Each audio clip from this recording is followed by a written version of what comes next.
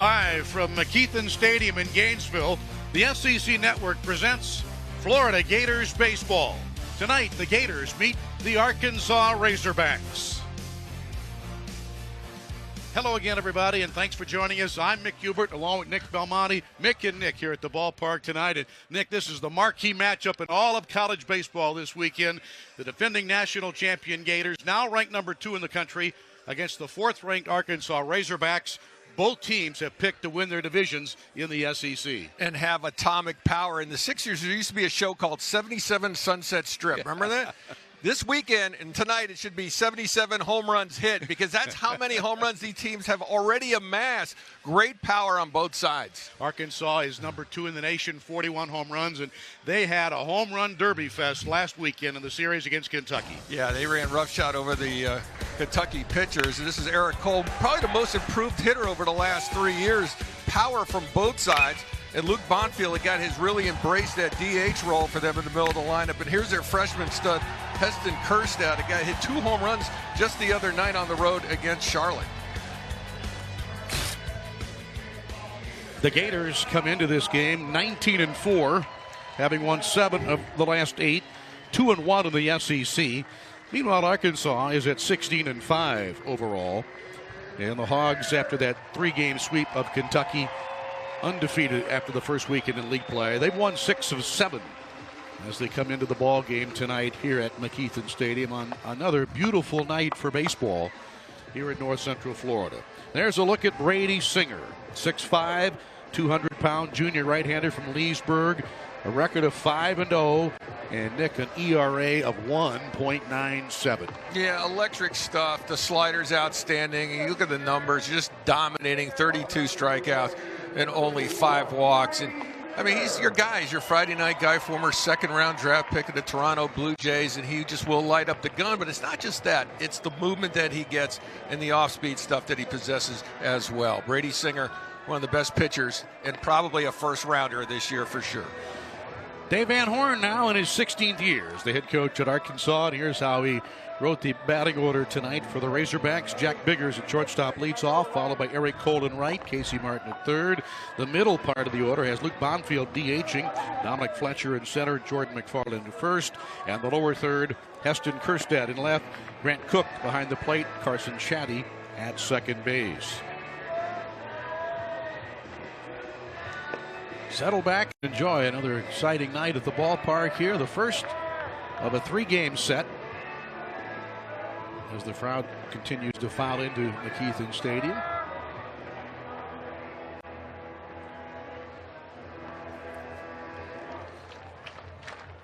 These two teams among the top 5 in America, and the last time we've had a top 5 matchup here at the ballpark, the Gators swept top-ranked Texas A&M. It was 2 seasons ago, April 1st through the 3rd. The Gators winning all 3 from the Aggies. Under Kevin O'Sullivan, the Gators 18-5 against top 5 teams here in Gainesville. You know, the Gators won against FSU a week ago, and some of the polls had FSU higher than where they were ranked 7 coming in, but some polls had them at 4 and 5. So Jax Biggers gets ready to lead things off. Left-hand hitter, and the first pitch low and inside for a ball. We're underway at 6:33 Eastern time tonight. Jax Biggers hitting .356, 2 homers, 11 runs batted in. He was 1 for 5 in the Wednesday night game at Charlotte. Charlotte beat Arkansas 6-3 Wednesday night. They were scheduled for a 2-game midweek series, but the Tuesday night game was rained out. Arkansas on a spring break this week, so they had an extended road trip. Yeah, Biggers had a big week last week. SEC Player of the Week, hitting .588, a couple of home runs, doubles, 7 RBIs.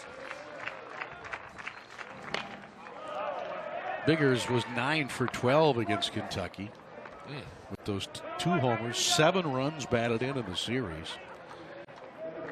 He comes in 6th in the SEC in drawing walks, 12th in the league in on-base percentage. The thing about Biggers is interesting. He led their team in hitting a year ago, hitting over .330, and was the 9-hole hitter most of the year. Kid could just flat out hit. Put him ninth, first. Doesn't matter. And he got him. Grady Singer with 33 strikeouts now and 32 in a third inning. I talked about the off-speed stuff right here. Just snaps a little slide piece in on the hands. Got him a bail. Shoulder went, head went. It's a nasty pitch right there. Looks like Singer needs something to drink. Sometimes you get maybe some dirt caught in your throat, and they said there could be some bugs flying around there. It's good protein though. Swallow a bug.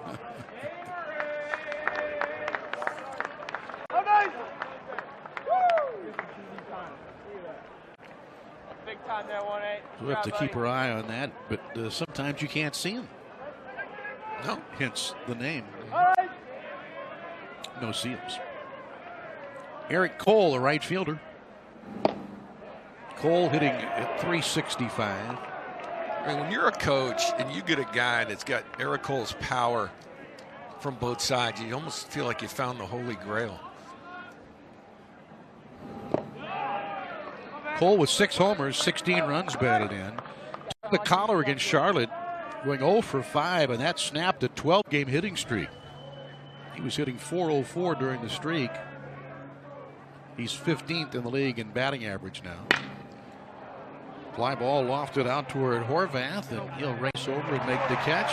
Ball had a little carry to it. The wind is blowing out that way ever so slightly at about 7 miles per hour tonight out toward left center field. And 2 Razorbacks are out.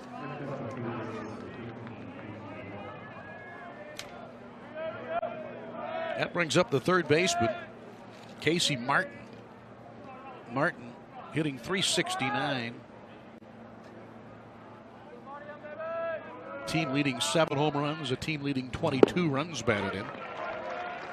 He was 0 for 4 against the 49ers on Wednesday, and that snapped a 13-game hitting streak. He was hitting .377 in that streak.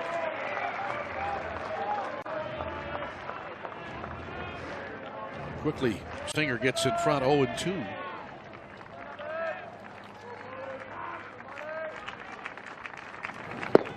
This is a key start for Singer, and early in the game especially, because last year Arkansas really rocked Singer in the SEC tournament.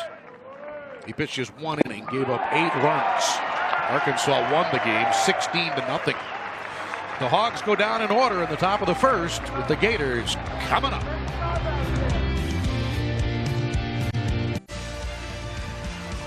Arkansas going down in order. And so the Gators come calling here in the bottom half of the first inning.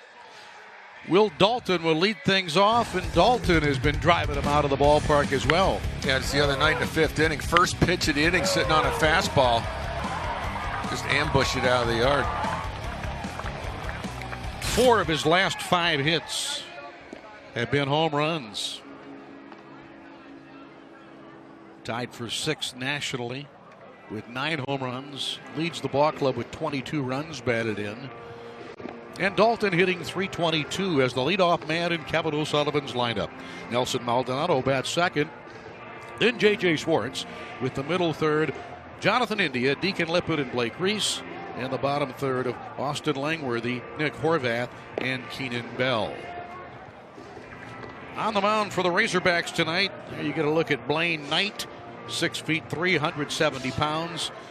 Right-hander from Bryant, Arkansas, a junior. 3 wins, no losses, and a fine earned run average of 1.30. Yeah, he's another guy who can top out at 95, 96, but he sits at 92, 94, pitches off the fastball, and will mix in a slider change and an occasional curveball.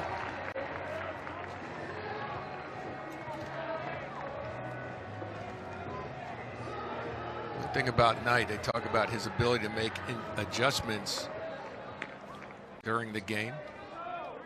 Things don't work to a certain pitcher, he'll make an adjustment next time out.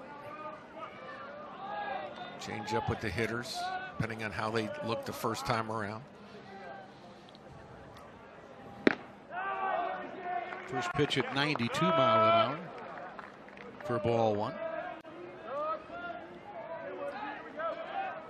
Dalton 3 for 11 against South Carolina last weekend with 3 home runs. 1 for 5 in the victory over Jacksonville here on Wednesday night. That too was a home run. His 22 RBIs, ranked 15th in the league. 12th in the league in base hits. 5th in the conference in runs scored.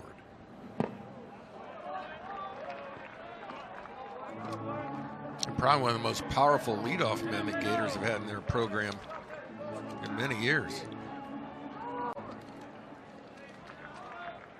2 balls and 1 strike. And he got him.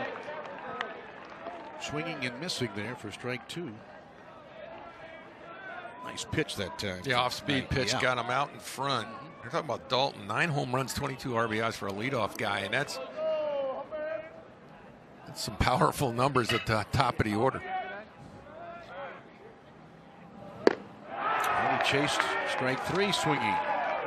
So for Blaine Knight, that's 26 strikeouts now in 28 innings. And Will Dalton just didn't look like he had a real good feel the whole at bat, just off balance. And now it's up to the hitter to make that adjustment next time up.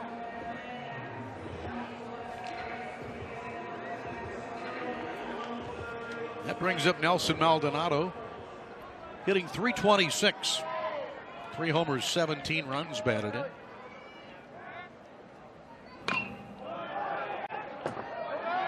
Maldonado 1 for 4 Wednesday night against the Dolphins. If you're a Gator hitter now, you want to make a note. The first 2 hitters, he started off with fastball. That one at 93.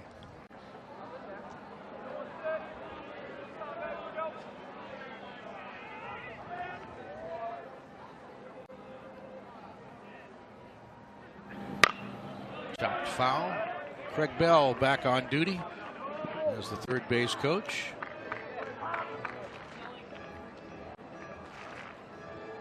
Lars Davis returning to his first base coaching box tonight. The Gators average 7.3 runs a game. That's 7th in the league in scoring. Team batting average of .294, which is only 10th best in the league.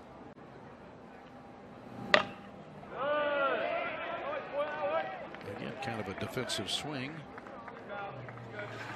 The Gators beat Jacksonville 10-3 Wednesday. They had 15 hits. That was the second highest number of hits in a game this year. And the 12th time this year they've had 10 or more hits in a game. A couple of doubles and 3 home runs on Wednesday night.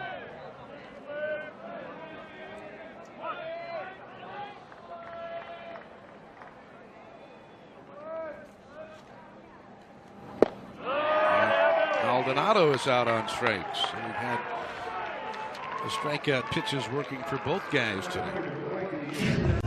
And that slider's been wipeout to the first 2 Gator hitters. You can see Maldonado, watch the head and the shoulders pull here. It looks like a fastball out of the hand. That's why you're out in front.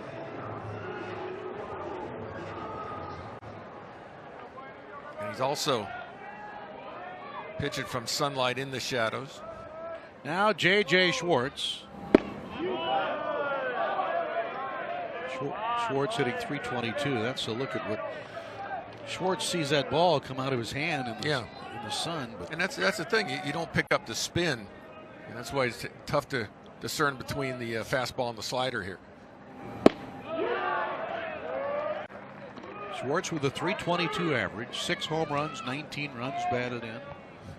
1 for 4 Wednesday with a home run. Did they even throw him a fastball on Wednesday night? I don't.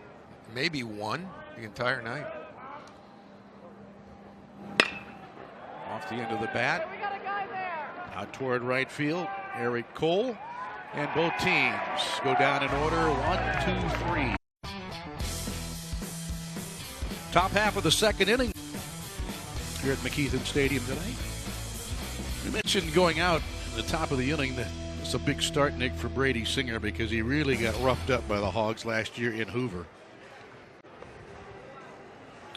Well, look at that. 8 earned runs in just 1 inning. What a difference a year makes. He breezed through this inning with 13 pitches last inning.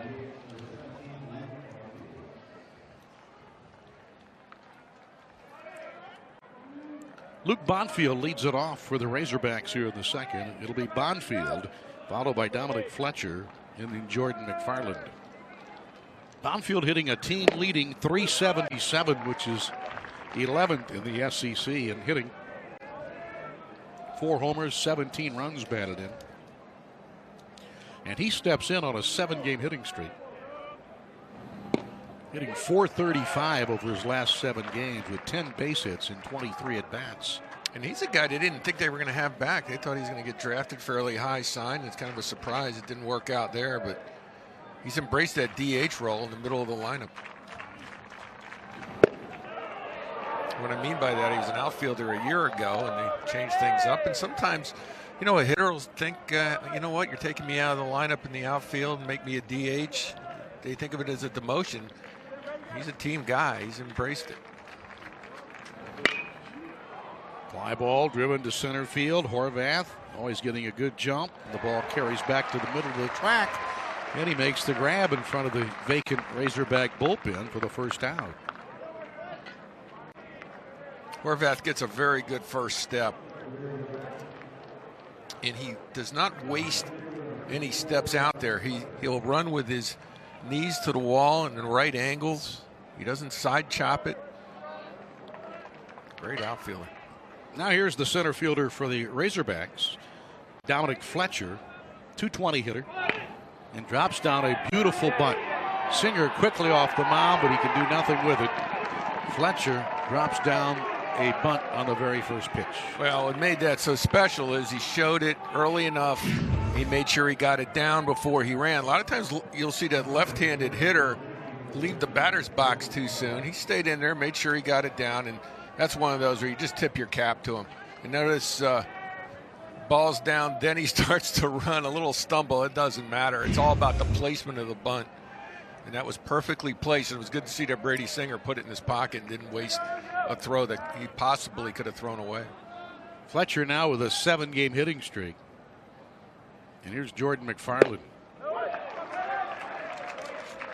Statistically speaking, coming into this series, you wouldn't expect any sacrifice bunts, any stolen bases per se. Neither team is a big running team. Rarely has either team really sacrificed bunted on the year. I'm not ruling it out, Nick, especially on a Friday night with 2 good pitchers. You want to get a run on the board early, but by and large, these have been a couple of free-swinging ball clubs. Yeah, I mean, this is what they do. I mean, not a lot of – look, Arkansas's got 41 home runs and 7 sacrifice bunts on the season. That says it all. Gators have very similar numbers with their home runs being 36 and just 2 sacrifice bunts by Florida. So you can see it's set up this weekend to be an offensively driven weekend, and yet we've seen times when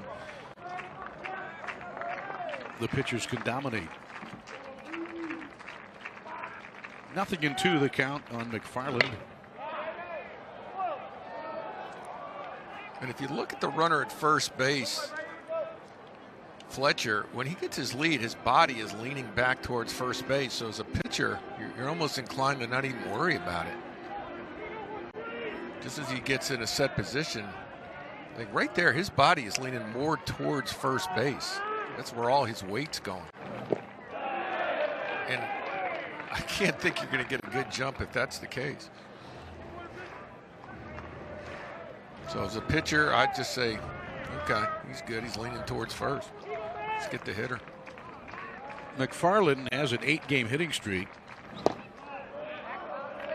And he's been on fire. He's hitting .480 in that streak. McFarland with 12 hits in his last 25 at-bats.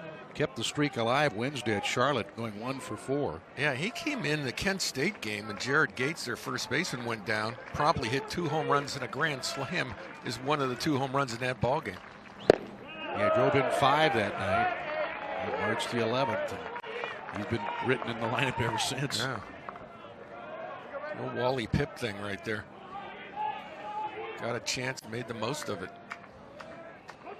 So full count pitch coming now to Jordan McFarland. Arkansas averages 9 runs a game. They're second in the SEC in scoring. They're hitting .321, which is second in the league. They lead the league in on-base percentage at .433 and second in the league in slugging percentage, .559. And ball 4 thrown to McFarland, and so the Razorbacks with runners at first and second and only 1 out. Just the 6th walk issued this year from Singer. Now watch, Fletcher right there is not leaning towards first on that 3-2 pitch. So you want to see that and say, okay, he's going, because all the pitches prior to that, his body's leaning towards first. On that 3-2 count, his body was straight up. So Fletcher at second with McFarland now at first. And that brings up the left fielder Heston Kjerstad with 2 home runs at Charlotte Wednesday. 5 home runs on the year, 25 runs batted in, hitting .366. Kjerstad in the last 4 games has driven 9 runs. He's the only Arkansas player to start every game in the same position. Been out there in left field every night. Well, he said he showed up in fall practice and just started hitting. And it started impressing everybody, and he's never looked back. Except for just then.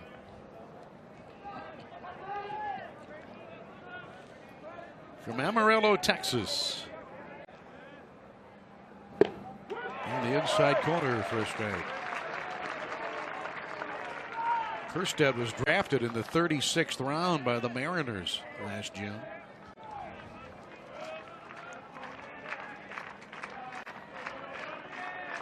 Arkansas with a little rally going here in the second inning of a scoreless game.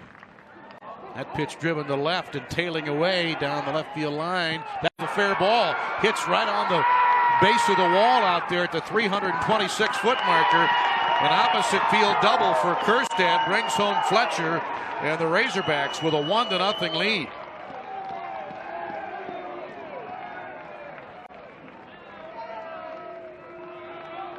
So Kjerstad now 10 runs batted in the last 5 games. Look at him stay on that pitch, head down. Now he thinks it's out. Either that or he thought it was way foul. He's got an awful jump out of the box, but right here, it's just inside the line.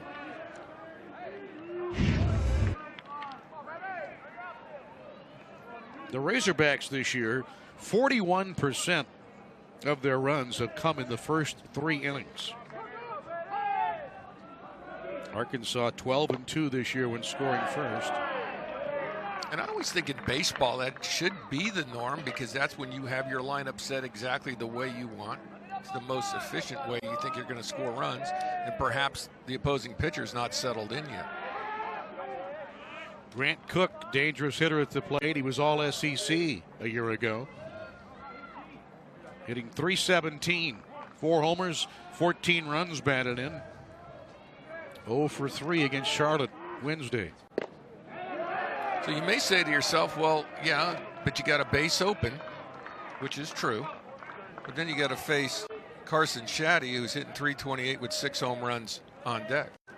But that does at least set up a double play if you pitch around him here. Right there for a called strike. And that's a good take right there. That's not a pitch you want to go on an advantage count. That was perfectly placed away at the knees.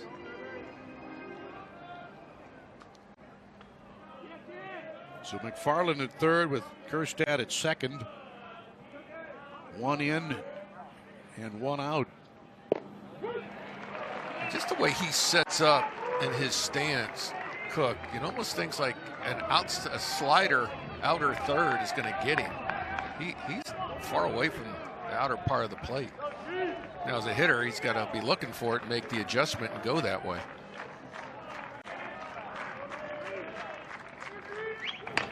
Little bat handle pop up. Keenan Bell. That's a big out for Singer. No one can advance. There's 2 away.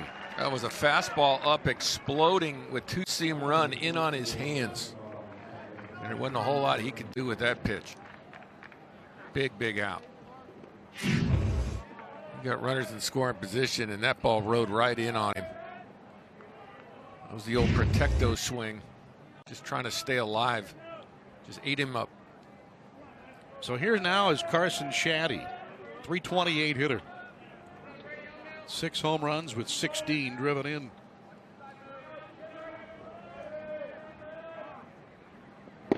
He did not start the Wednesday game.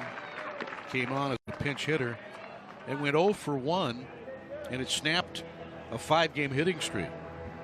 And Singer already with 23 pitches this inning. 13 in the first. Nevertheless, for Shaddy, he has 10 hits in his last 22 at bats.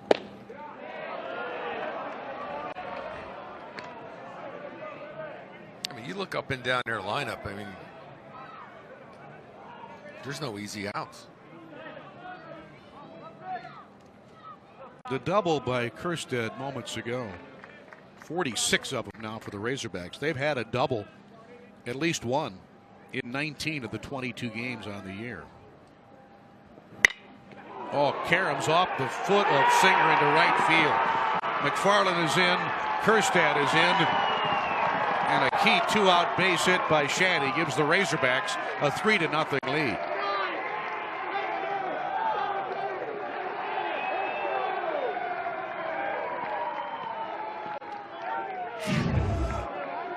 This ball's going right back up the middle. Glances off Singer and goes into one place it can't go between the defenders. And it's slow enough where it's an easy call to send both runners. Obviously, the runner at third's going to score, but once it deadens here, no one's going to get to it in time. Back to the top of the order now. Here's Jax Biggers. Arkansas with a 3 spot here in the second inning.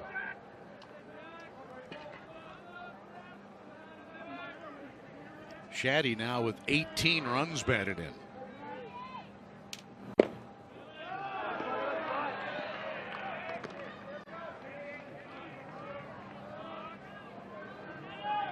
Last weekend against Kentucky, the Razorbacks hit .419, scored 39 runs in the series. That was the most runs they'd scored in a 3-game SEC series dating back to 1997.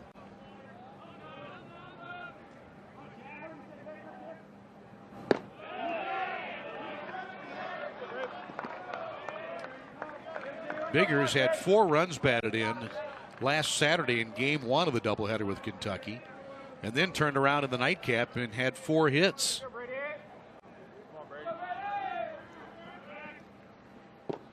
You know what's impressive about that stat you just read out in 1997? I mean, the bats were a lot more potent back in those days. So doubly impressive. He got 39 runs and 49 hits. They had 22 extra base hits. There goes the runner. The pitch swung on and missed. Schwartz will not make the throw. Runner on second thought it was a foul ball, started hitting back towards first.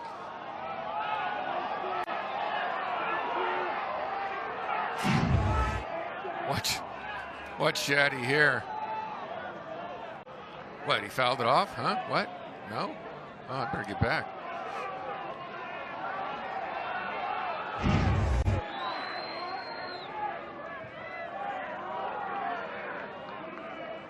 Yeah, you don't ask the opponent. And Biggers has struck out for the second time in as many innings. But 3 runs, 3 hits for the Razorbacks as the Gators now trail 3-0.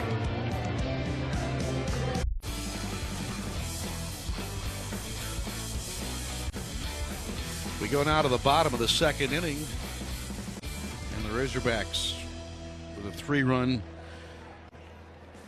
lead on the Gators.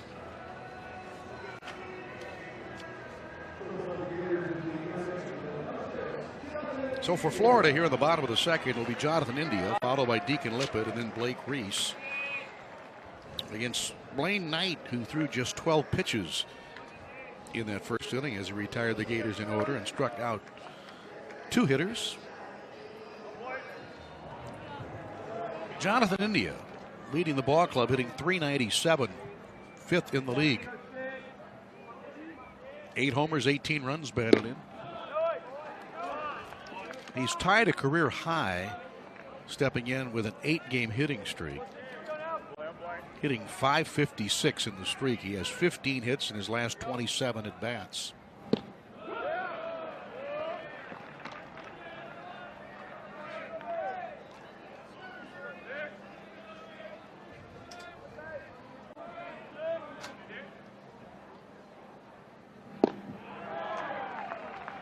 That slider's been hard to pick up for Gator hitters tonight. Blaine Knight was drafted in the 29th round by the Texas Rangers last year. Native of Bryant, Arkansas. And the 1-2 pitch.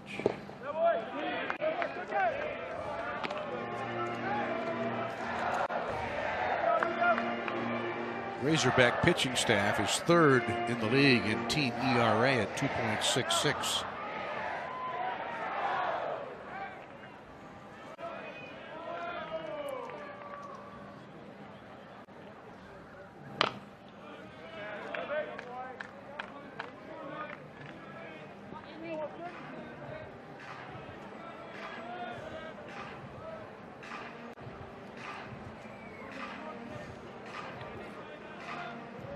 They've struck out 10 or more hitters in 4 straight games. They have 42 strikeouts in the last 4 games. And that was a caught looking for India. Yeah, I mean, the Gator hitters, at least the first 4, are having trouble discerning that slider.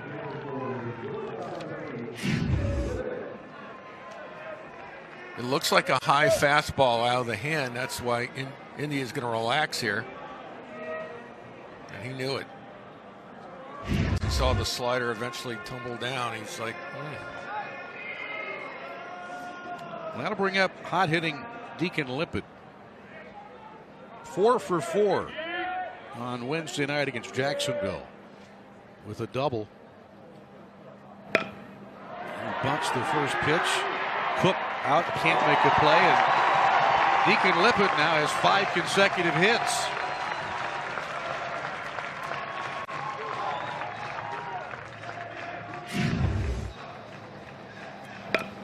make sure he gets it down and he takes off. That ball is just in the right spot. It's that one area. It's the money area where you lay a bunt down and pretty much, you name it, they can't throw you out. Especially if you're from the left side with his speed. That's a good baseball right there. Gators needed base running. They needed to slow him down, get him into the stretch. Then let's see what happens now. So Blaine Knight will not throw a no-hitter. And here's Blake Reese. It's funny you mention that. It has been a year of no-hitters in college baseball. My goodness. What, at least, I think the count was somewhere around 15 on Tuesday. Reese is hitting .317 on the season with 2 home runs, 18 runs batted in. That ball is ripped, but just foul down the right side. Blake Reese, one of the hardest working guys on the ball club, had an outstanding year after playing sparingly his first 2 years, but really continued to work hard. 3 for 11 last weekend in South Carolina. Well, what a year. One of 4 Gators to have started every game. 12 extra base hits on the season. Had a 2-run home run on Wednesday night against the Dolphins.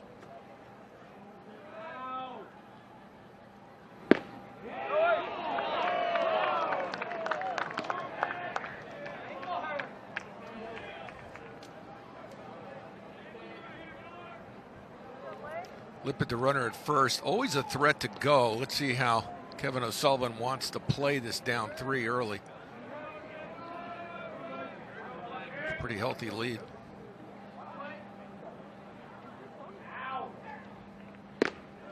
And now 3 balls and a strike. Yeah, if you're going to send them and be aggressive, you do it here at 3-1.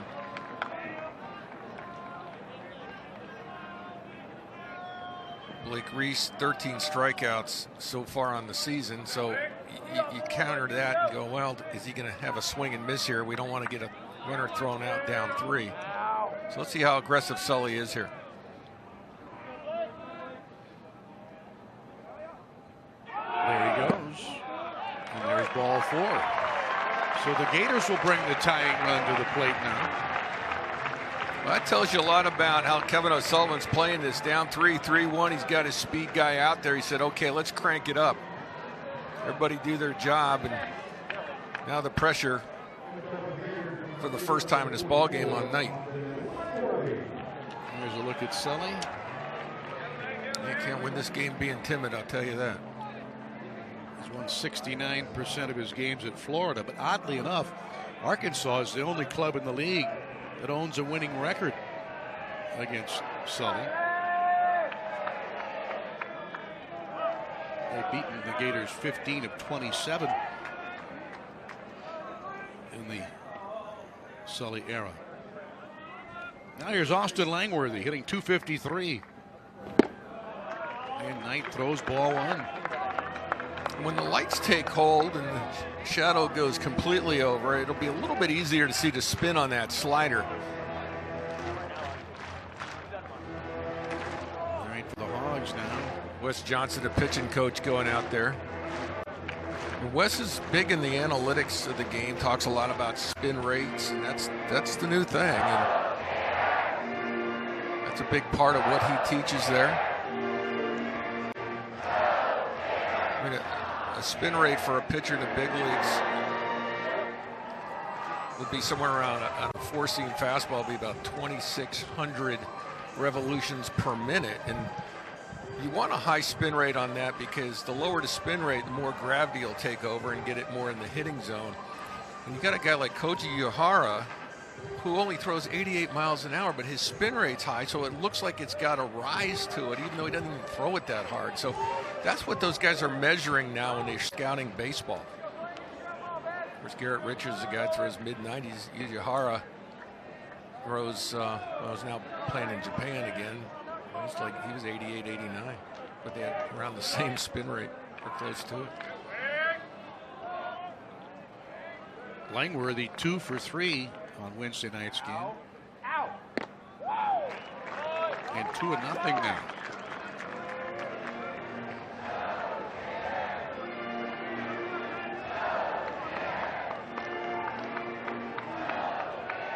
Lippett at second. Reese on at first. The Gators trailing 3-0 here in the last of the second inning.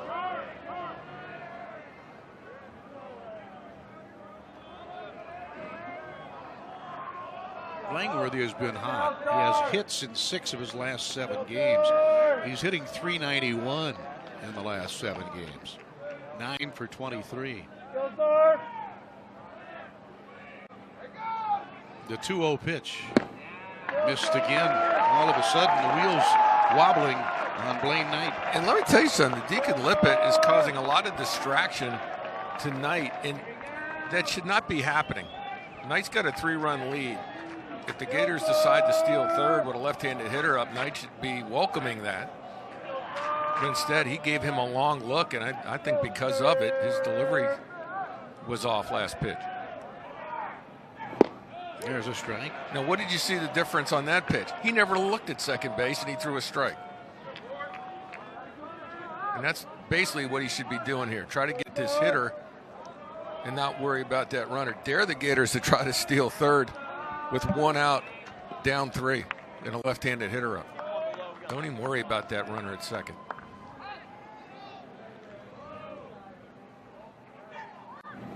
And he's walked them loaded now. Funny how things can change in baseball. India takes a called third strike to start the inning, and then a little 15-foot bunt gets it going, and there's a back-to-back walks. And what do I call it? The almighty bunt. You've heard me say that for years. It starts more rallies and disrupts the flow of games And it's amazing how you don't see it as much as you should in the game of baseball. Everybody likes hitting the long ball, but the funny thing is, it's that bunt that has set the tone here. And think about it, last inning, right? What set the tone for the power hitting Arkansas team? A Darren Fletcher bunt. I'm sorry, a Dominic Fletcher bunt. Not to be confused with the big leaguer Darren Fletcher. So Lippett to third with Reese at second, Langworthy on at first, and Nick Horvath stepping in. Horvath hitting .315, 3 home runs, 15 runs batted in, 2 hits against JU on Wednesday night, including an RBI double. And he's way out in front of the rider there for strike one. And they're starting to stir in the bullpen already for Arkansas. Now remember, a week ago, Knight went 4 2/3 innings, gave up 6 hits, 2 runs, got a no decision against Kentucky.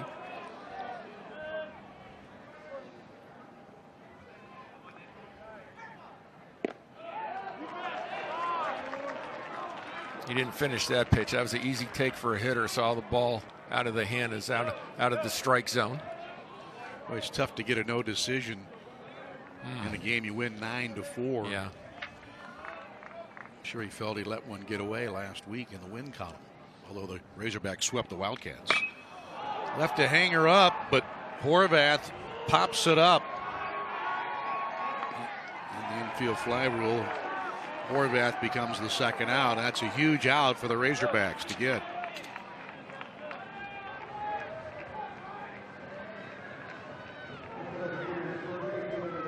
And that was huge. I mean, you're in a situation where you get the quick out, 3 guys get on base right away, and you're able to harness an out on a couple of pitches. Well, it's exactly the way the Razorbacks put their inning together. An out followed by 3 base runners and then a second out. But they got a critical 2-out hit from Shaddy, and now the Gators are hoping to get a 2-out hit from their 9-hole hitter in Keenan Bell. Bell did not play against Jacksonville Wednesday and has really been scuffling. 1 for 9 against South Carolina last weekend. And over his last 7 games, Keenan Bell just 2 for 20. Boy, he knew he was sitting fastball there, got it, and just missed that last pitch.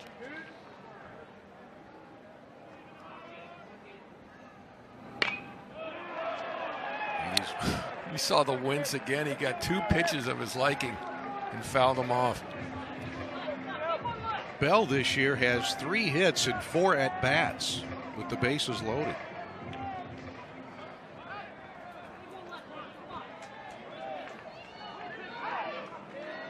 Nothing in 2. Right-hander Blaine Knight trying to work out of trouble.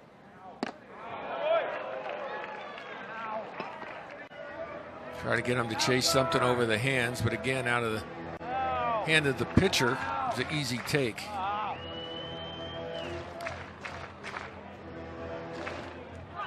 Do you dare go slider back foot? That's a dangerous area to a guy like Bell. Or have him chase something away.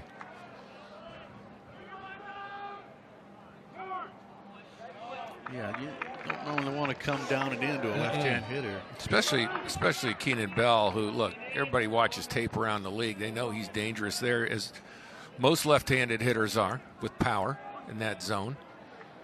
But if you are going to break something off, you got to bounce it. Oh, really had him fooled there. And a big strikeout for Blaine Knight. The Gators threatened but failed to score. Leave the bases loaded and trail 3-0.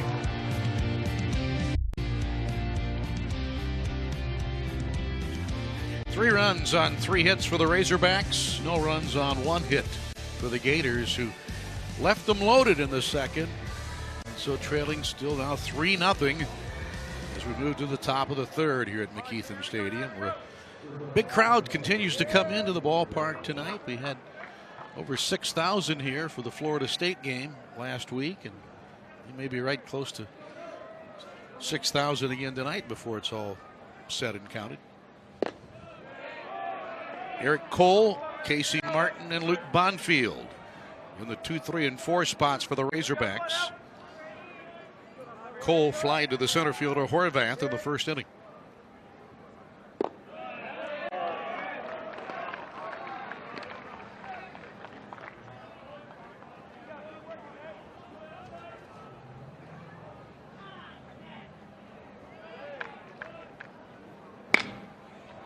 Fly ball to left.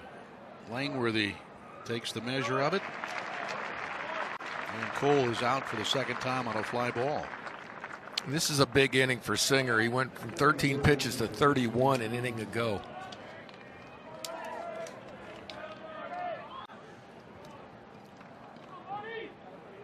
Brady Singer with a career record of 16-7 and a 3.39 career ERA.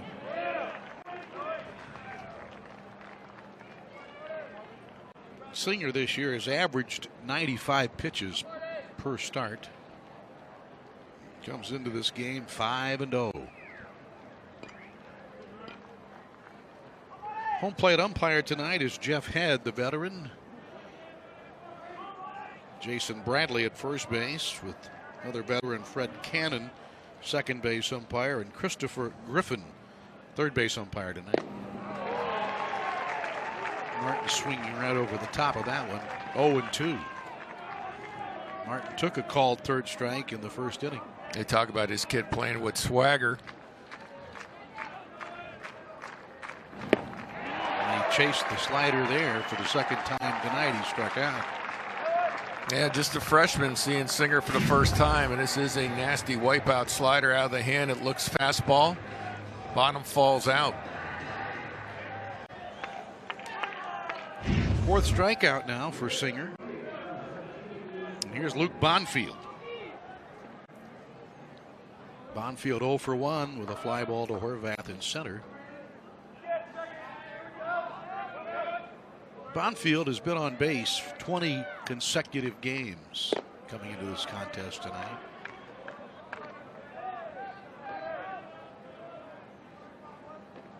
All the way from Skillman, New Jersey to Fayetteville, Arkansas. With a stop in Florida in between. He went to IMG Academy down in Bradenton in 2014.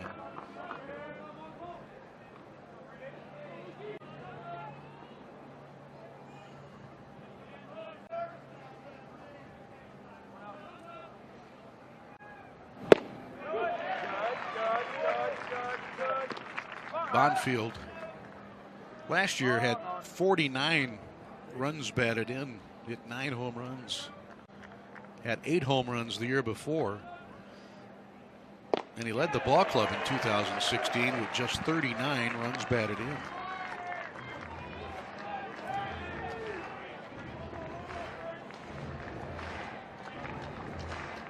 He was named to the SEC All-Tournament team last year. 2 balls, 2 strikes. You saw right there before the pitch was thrown. Smart move, J.J. Schwartz, not giving away location at the very end, slides over. You want to give away location early, and J.J. did a nice job hiding it. One hopper to Bell. He'll wave Singer away to make the unassisted. Arkansas getting 3 runs in the second inning. Here's an opposite field double off the 326-foot marker. And then a zinger off Singer. Scores a couple of runs for Arkansas.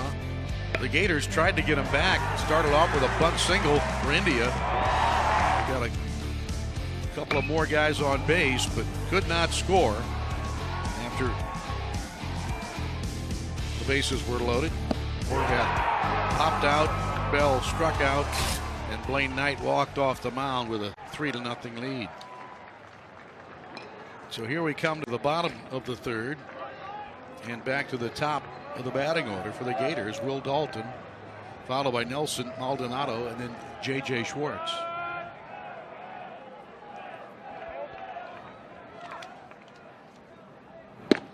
We'll see if it's any easier for Dalton to hit now. He batted in that first inning with The sun and the shadows presenting a little problem, but it's no longer a factor right now.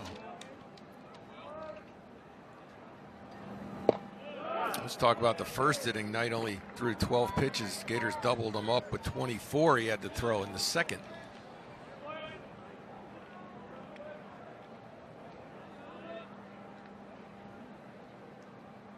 Hit sharply but foul.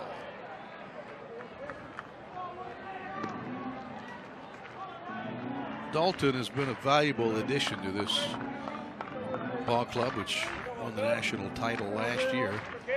Coming to the Gators out of Columbia State Community College in Tennessee, where he hit .392 with 15 home runs and 58 runs batted in. And he also stole 16 bases last year in the JUCO ranks. And he'll probably beat both those marks this year in the SEC.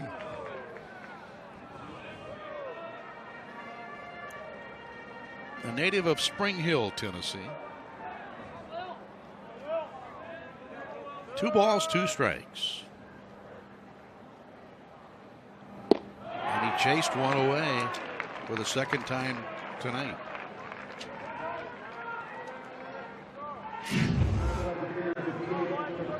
Well, that slider, he repeats that delivery from the full windup, and it's nasty. 5 strikeouts already now in 2 1/3 innings for Blaine Knight. Now here's Maldonado.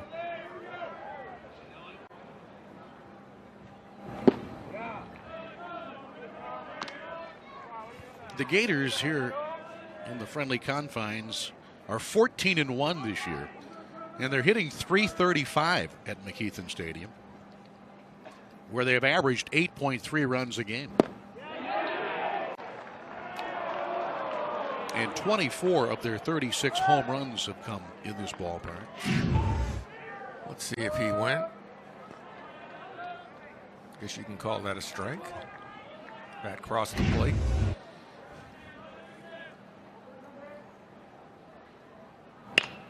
Fouled out a play to the right.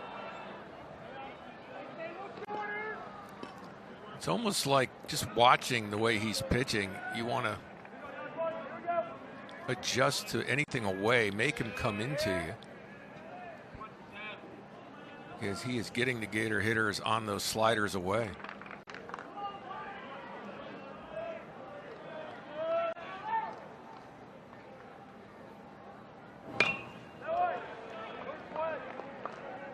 And then when he comes in like that, you just fight it off.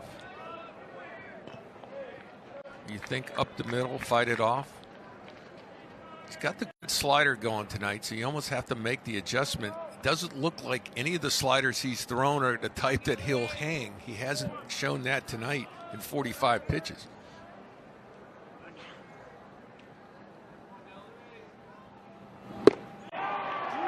Strikeout number 6. That wasn't a great location, but it was so above the hands. He just swung at a bad pitch.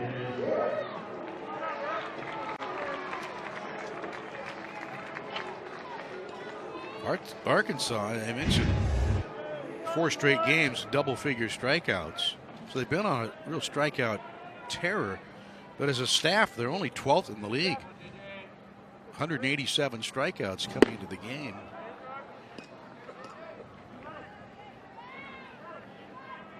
They've had 10 games this year when they've struck out 10 or more hitters, with the high being 13 Ks in a victory over Dayton.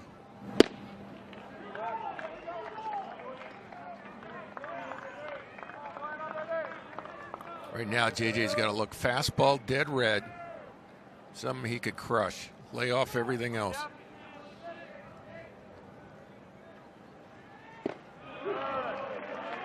You know that's respect when they're throwing you off speed on 2-0 with a 3-run lead, nobody on and 2 out.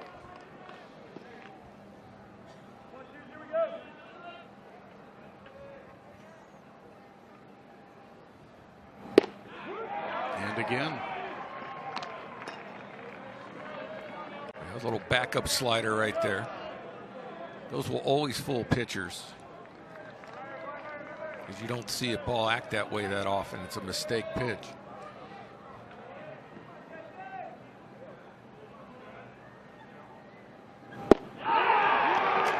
And he struck out the side. Blaine Knight really coasting along tonight. And we go to the top of the fourth inning with the Hogs holding a 3-0 lead.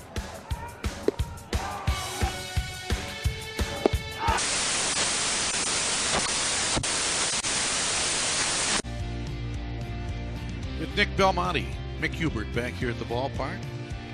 A 3-0 lead for the Razorbacks. They got all three off Brady Singer in the top of the second inning.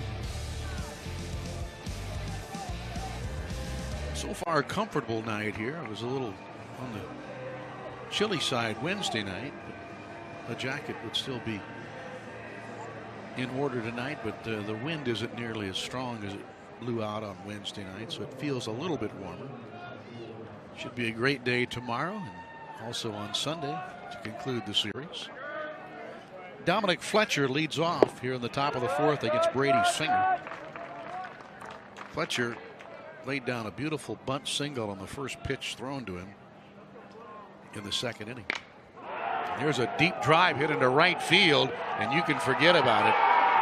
Off the scoreboard standard, the brick wall, and Fletcher will touch them all for his third home run of the year. And the Razorbacks have now hit 42 round trippers.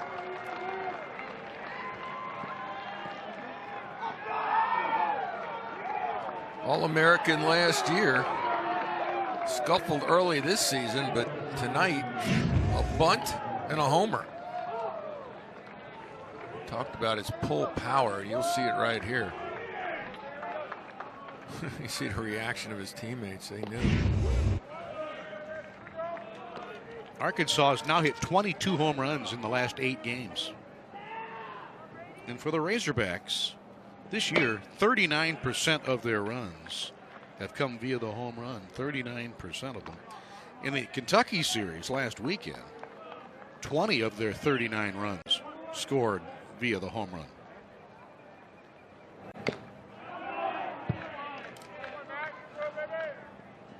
So Arkansas second nationally in home runs. Florida fifth in the country in home runs.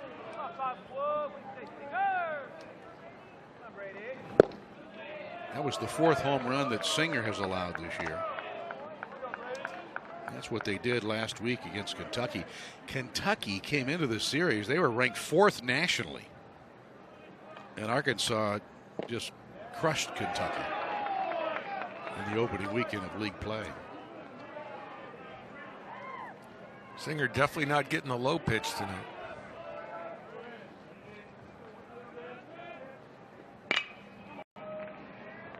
To Hopper, chopper to Lippett, and one away here in the 4th.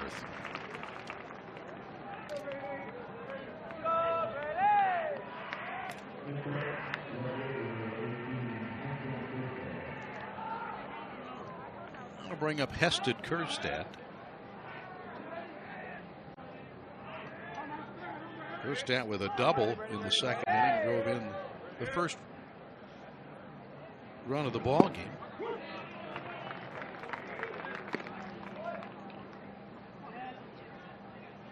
He's been hitless in just 2 of 22 games this year.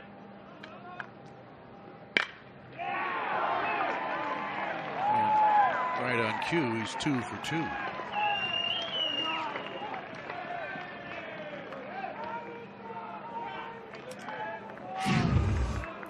A couple of home runs the other night. Double and a single tonight. Already a pretty good road trip. Fights that pitch off. Came inside. Nice adjustment. The Hogs now 4 runs on 5 hits. Here's the catcher, Grant Cook.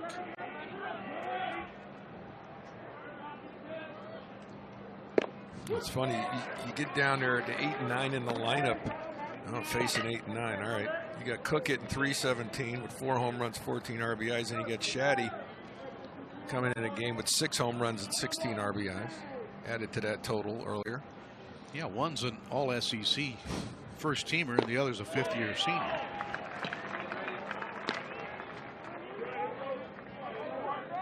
Cook drove in 3 runs against the Gators in a game played at Baum Stadium 2 years ago on April 14th. Little looper to right field will fall for a base hit. Kerstad cuts the bag. He'll come on to third. They go corner to corner. Third hit of the inning off Brady Singer.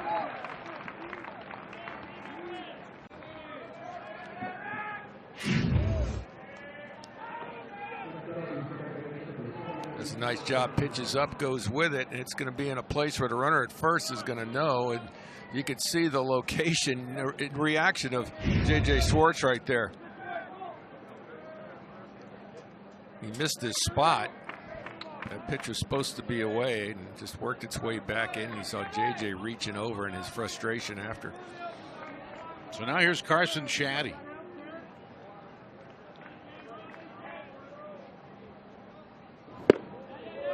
That's what I'm talking about in the last pitch. Watch Schwartz. He's going to set up outside. There he goes. And when you reach back, bad things happen. Because you know you missed your spot. It's interesting tonight, Nick, how Singer has handled the top of the order. Yeah. First 4 hitters 0 for 8. 4 strikeouts. 5 through 9 in the lineup tonight. 6 for 8. But as we chronicle, this is not your average 6 through 9 in the lineup. These guys are tough all the way through with a lot of experience too towards the bottom. Boy, if you ever need a ground ball double play, this is the time. Kerstad on third with the catcher Cook running at first base.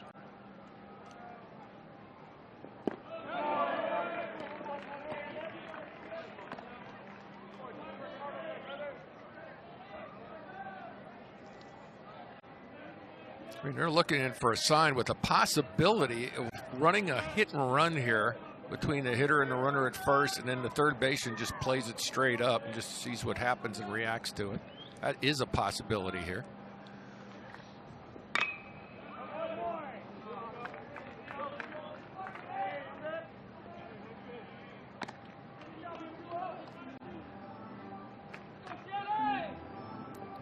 Runner at third will be going on contact on anything hitting the ground.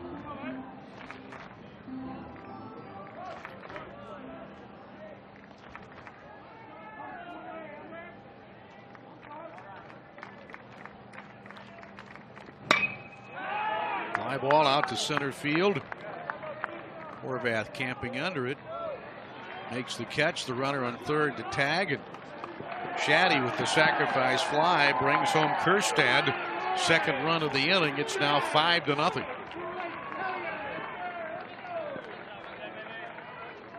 Got a pitch he can elevate. Shaddy, the veteran, gets it done. Third RBI of the game for Shaddy. Yeah, he's up to 19 on the year.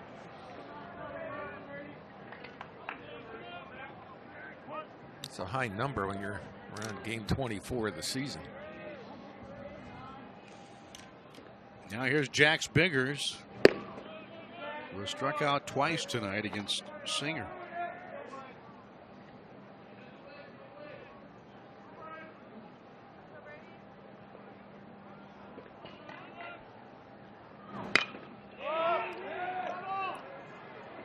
Langworthy coming in. Will make the catch to retire the side, but 2 more runs on 3 hits. And Singer leaves the mound now, trailing 5-0.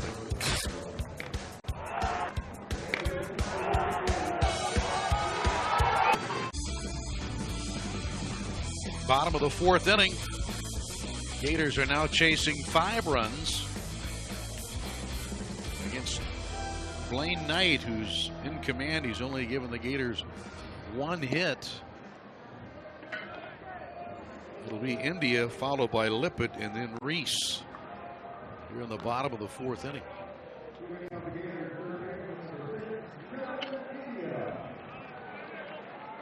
Yeah, what's interesting tonight is you look right there, that's the earpiece that Grant Cook and Wes Johnson, he's going to call the pitches. This is all legal and designed to speed up the game, which I think everyone's in favor of. India took a called third strike in the second inning. You can see the earpiece. Wes Johnson, the pitching coach, will tell his catcher Grant Cook what to call. He'll flash the sign, and off we go. Modern technology. He's still looking in. Okay. It's funny. Old habits hard to break. Yeah, right? I'm sure he's not second guessing Coach Johnson's call when he looked in. Maybe we can flip a switch and he can hear the broadcast. Well, it's interesting. The Gators tonight really need to get that leadoff man on for a lot of reasons.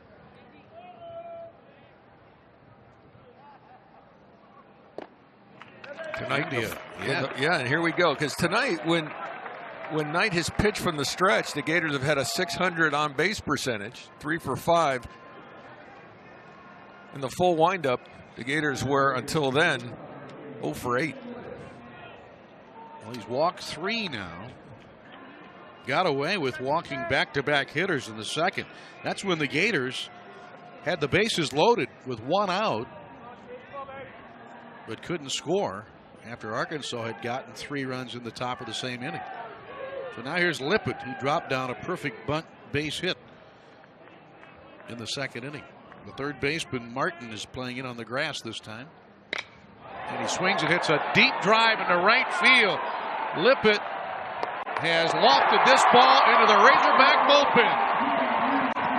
Lippett, with his 6th consecutive hit spanning 2 games, has his first home run of the year. Stay hot, kid. And the Gators needed that.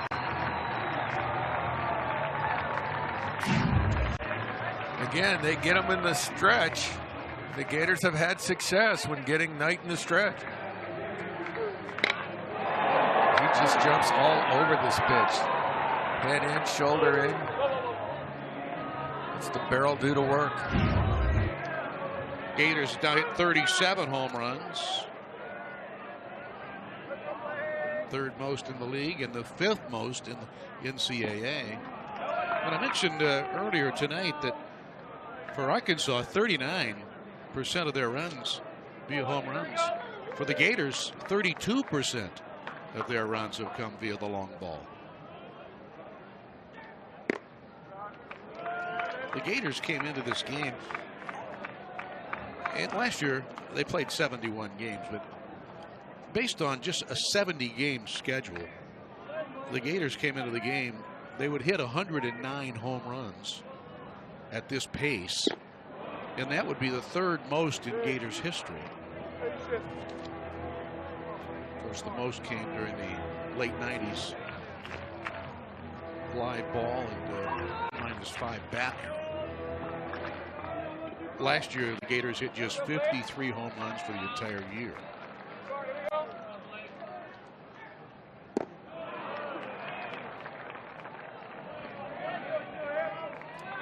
So 2-2 to Blake Reese. That's how it's important when you put up those shutdown points. At 5 runs loomed large until the Gators just answered back, got the crowd back in. Yeah, and they got the 2 runs back they had yielded in the top of the inning. They got the crowd off their hands for really the first time tonight, especially with a hit ball. Gators loaded the bases with a bunt and a couple of walks. But that one brought them to their feet.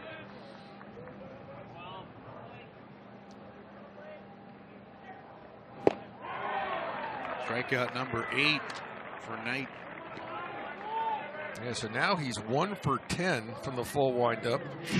And from the stretch, the Gators are 4 for 6. Just another slider. He's Blaine Knight from the full windup, and he turns into Wayne Knight from Seinfeld. Newman. He's in the stretch. Newman. Here's Langworthy.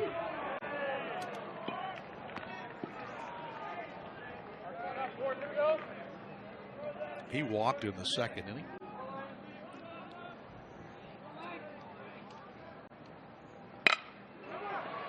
Carson Shaddy at second will throw him out. Out number 2.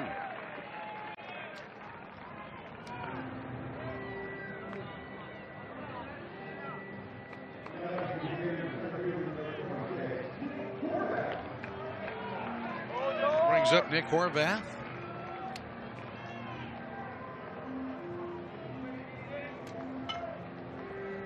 Horvath popped out to the third baseman Casey Martin in his first trip to the plate.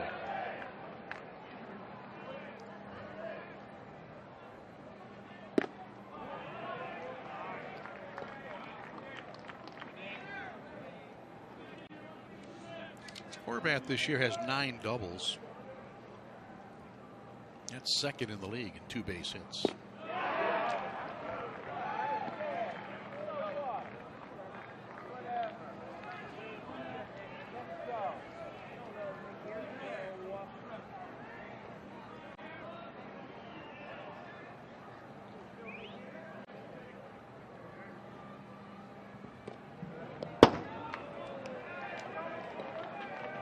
You're saying 2 outs? Try for a bunt. Look, just get base runners. Slow him down. I've already given you the numbers on full windup and from the stretch. Pretty drastic difference. On the corner. 2-2.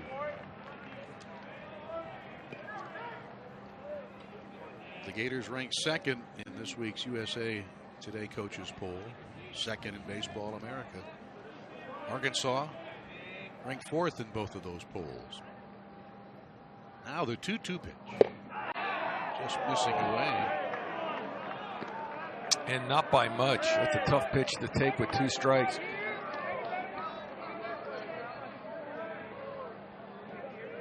And that's that slider. That's the pitch that has been so effective for him tonight.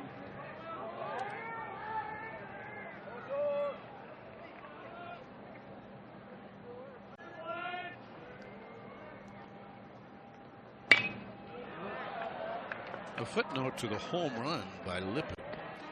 Arkansas is the stingiest pitching staff in the league. They had allowed only 8 home runs before that blast.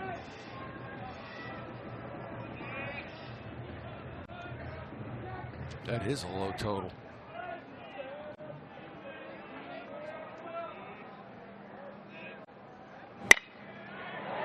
There's a base hit for Horvath. The Gators keep the inning alive with 2 gone here in the 4th.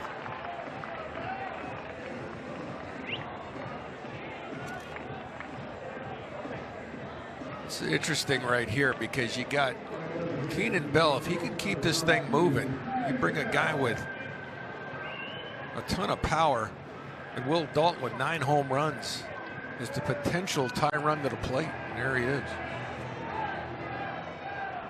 Bell took a called 3rd strike in the 2nd inning. And don't think Will Dalton wouldn't mind facing him from the stretch. That ball hit toward left. Kerstead in front of the track makes a one-handed catch to retire the side. Gators break the shutout thanks to Deacon Lippett lofting the fly ball here for a 2-run home run.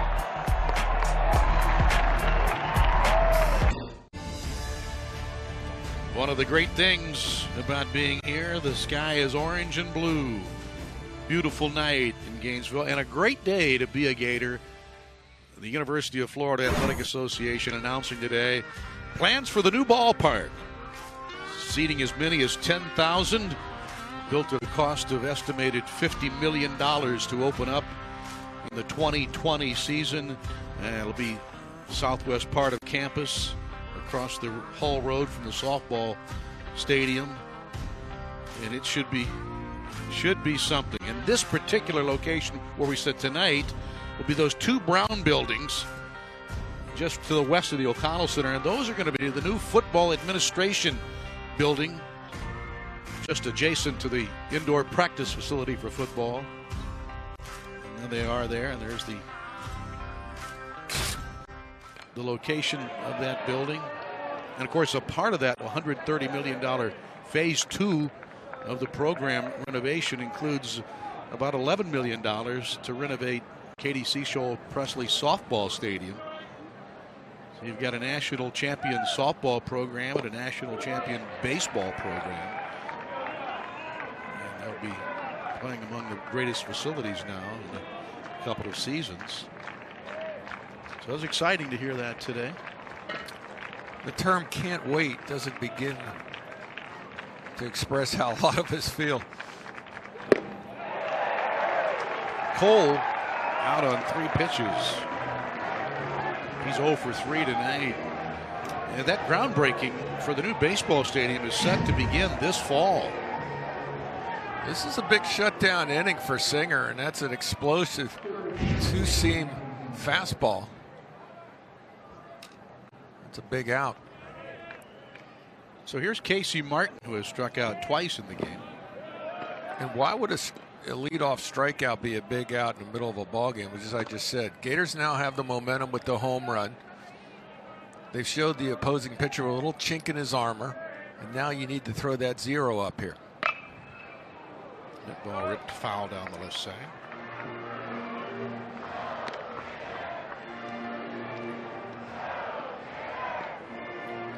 So again, where we sat in the press box tonight at McKeithen Stadium, in this grandstand and the indoor batting cage down the left field line, where it also houses the Gator bullpen, all that'll be demolished, and this whole area will be turned into a football administration area. All that third base line grandstand you see, that building behind that, that's the indoor practice facility, and those new offices will butt right up to that.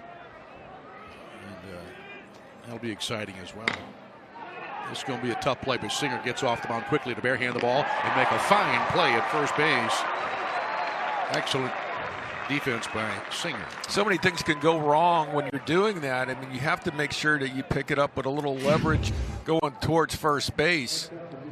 And he's going to pick it up barehanded, too. And you got to make sure that that works out good. He made that look a lot easier than it was.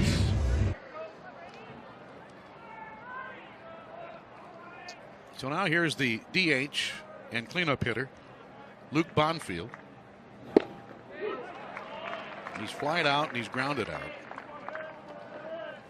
I mean, Singer knows he's got his team, you know, they're right back in this ball game, and how big this inning would be to throw a 0 up. 0-2. Trying to make quick work of the Hogs here in the 5th. I think you'll see a little emotion if he gets this strikeout or gets this third out, 3 in a row.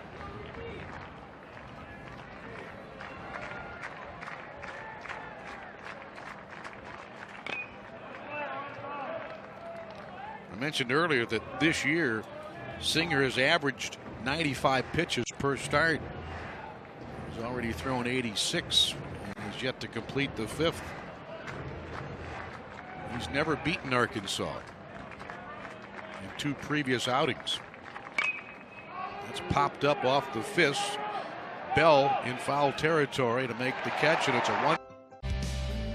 5 runs, 6 hits for the Razorbacks, 2 runs, 3 hits for the Gators as we come to the bottom half of the 5th inning. And there's a look at the hottest hitting Gator right now, Deacon Lippett, who has 6 consecutive hits.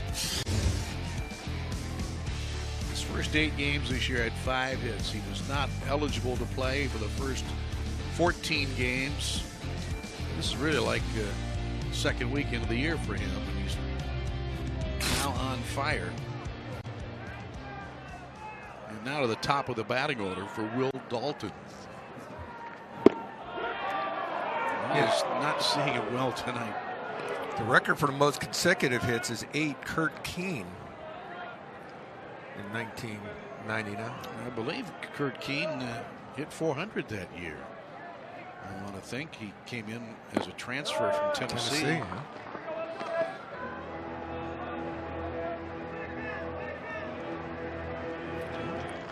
Could see history tonight. 1 ball, 1 strike on Will Dalton, the Gator right fielder. Jax Biggers will throw him out.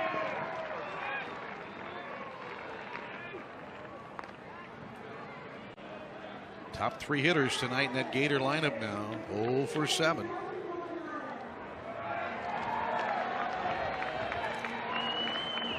Here's Maldonado, who struck out swinging twice.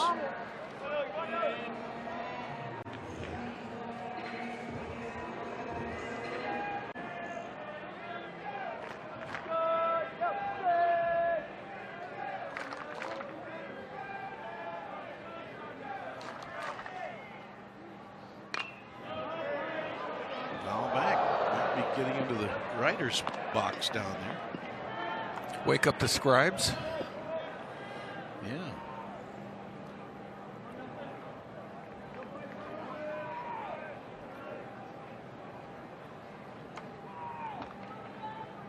Now the 0-1 pitch.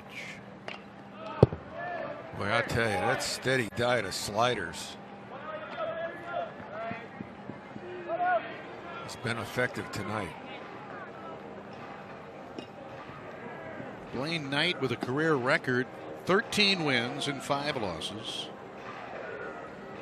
including 3-0 this year. He came in with a 1.30 ERA. Opponents hitting .212 against him, and Maldonado has the hat trick tonight. 9 strikeouts now for Blaine Knight. Another slide piece. This is a dandy. It gives the illusion of a fastball out of the hand. The hitter commits, and then the bottom falls out.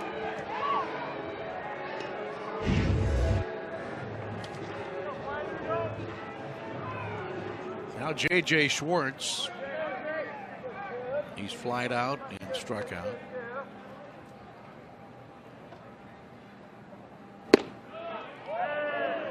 Schwartz now standing in 5th place all time in Gator history with 43 career home runs. 3rd in runs batted in, 208 in his career. And he's missed on a few home runs too, because he's got 19 sacrifice flies, which is a school record.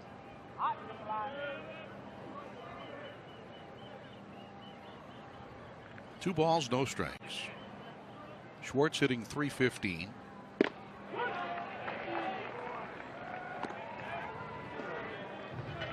That might be the first fastball, hittable fastball, that I think JJ has seen in a week.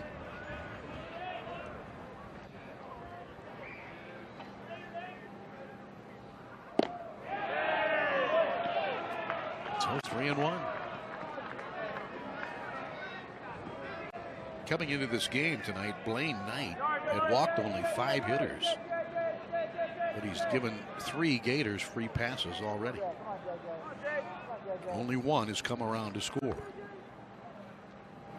That ball lined into left field, but right to Kerstad, and the Gators are out in order 1, 2, 3.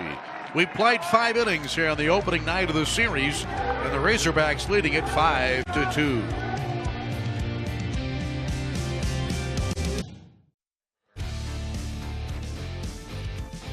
Nick Belmonte, Mick Hubert back here at the ballpark. Moving on into the 6th inning now. Both starting pitchers still around.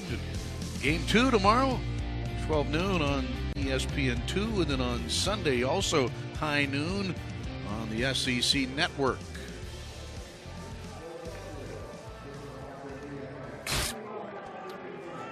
There's a look at the starting pitchers in game 2. Wes Johnson calls Isaiah Campbell the professor. You can see why.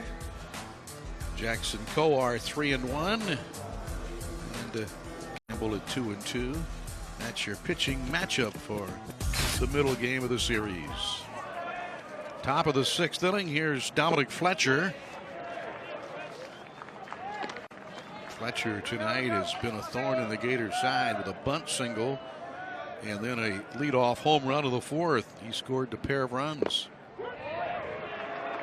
Fletcher with a 7-game hitting streak. He was all SEC freshman last year, plus a freshman All-American. He drove in a career high 5 runs against Bucknell this year on February 17th. We had a double and a home run in that game.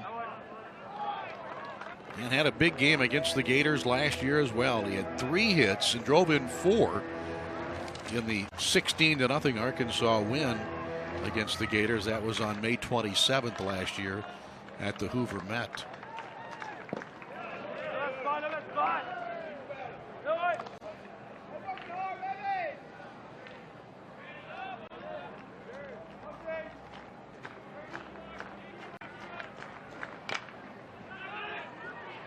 Singer, easy does it. 1 gone here in the Arkansas 6th. Not a whole lot of margin for error right now for Brady Singer.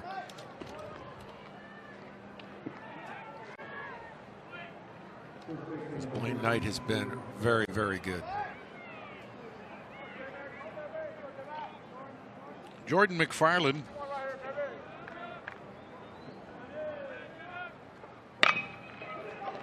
Backhanded by India at third. Nicely done by Jonathan India, who's perhaps the top third baseman in the league. They came into this game fielding in .984 in a position that is one of the hardest in the game of baseball. Gator fans have been spoiled through the years. Josh Tobias a couple of years ago, not that long ago, 1 error in the entire season. You got a guy like Jonathan India who will definitely play at the next level. India named in the preseason as a first-team All-SEC at the hot corner. Yeah, I don't see a whole lot change in there. He's spectacular. 7 straight retired now by Singer. As here's Heston Kjerstad, who's had another big night for the Hogs with a double and a single and a pair of runs scored. That ball hit deep to right field. It's his 6th home run and the 3rd of this road trip for the Razorbacks for Heston Kjerstad. Yeah, as you mentioned too, the other night in Charlotte, won the night, coupled with a single and a double in this ball game. This kid's on fire. And just a freshman. Couple of home runs for the Razorbacks. 23 home runs in the last 8 games. They've had now 10 games this year with 2 or more home runs. They hit 6 for a season high in 1 game against Bucknell. And then last weekend against Kentucky, they had back-to-back 5 home run games.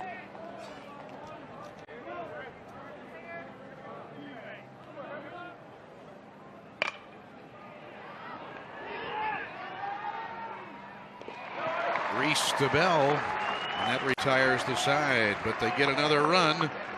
Kjerstad connecting here for a deep drive to right as the Razorbacks now have a 6-2 lead.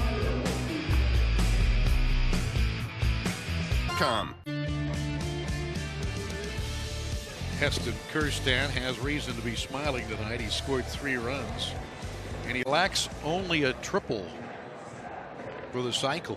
3 for 3 tonight with a single, double, and a home run for the Arkansas left fielder. And a 6-2 lead for the Razorbacks.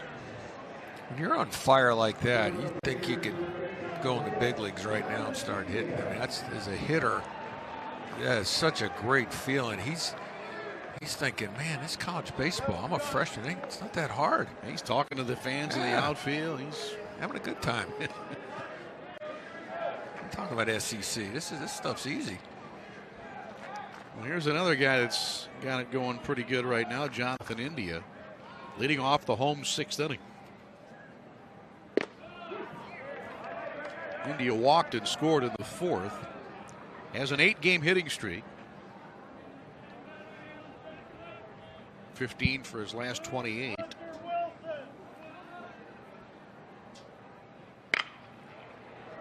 Off tip of the glove of Martin. Bigger's not in time. Not much he could do about it. Well, scored an infield base hit for India, who now has a new career high 9-game hitting streak. And the second time in this ball game, Gators are getting the leadoff man on. They don't care how it gets that way. Error, hit, whatever. They just need base runners. And speaking of hot hitting Gators, here steps in Deacon Lippett. Lippett came off the suspended list and got in the lineup and went 0 for 10 to start, so he dug himself in a hole. But his average is up now to 297.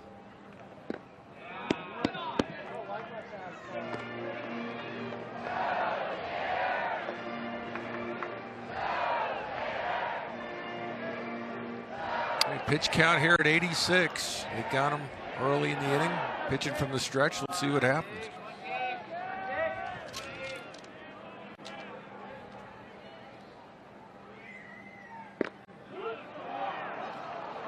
And last time we had a situation like this, the only other time Gator had a leadoff hitter on that was in the back in the fourth, and Lippett, of course, as you mentioned, hit the home run.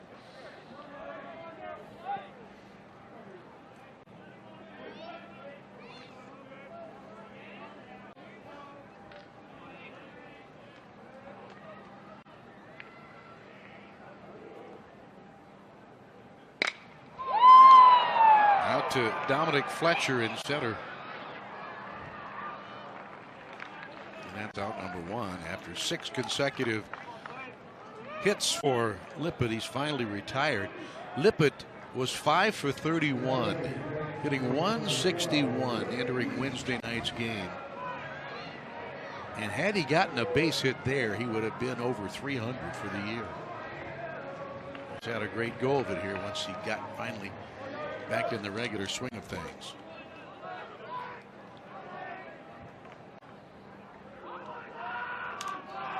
One away for Blake Reese.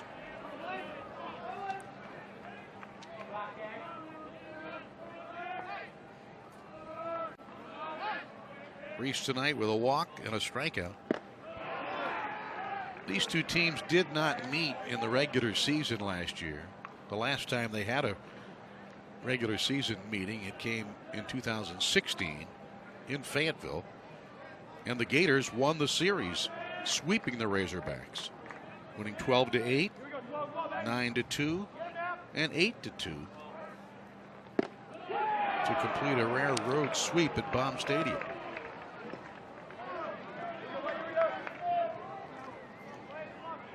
Now you're cutting and slashing right here, just trying to put it in play down in the count 0-2.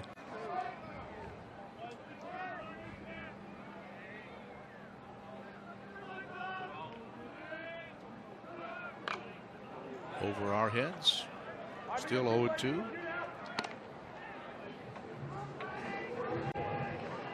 That pitch was 91 miles an hour. What makes that significant? That was pitch 91. So the velocity holding up. Here we go. Come on, baby.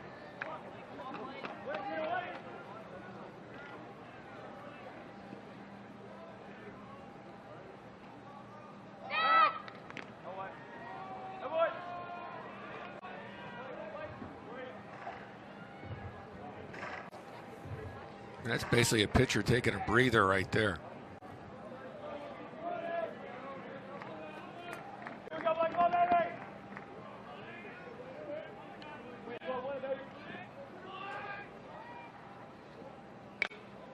Again, foul back. Yeah. This is what you need to do. Get him as well as he has pitched. Get him to that 100 pitch mark as soon as possible and get the Arkansas coaching staff thinking about how far they're going to let him go. The Gators would love to see him somewhere over 100 by the end of this inning.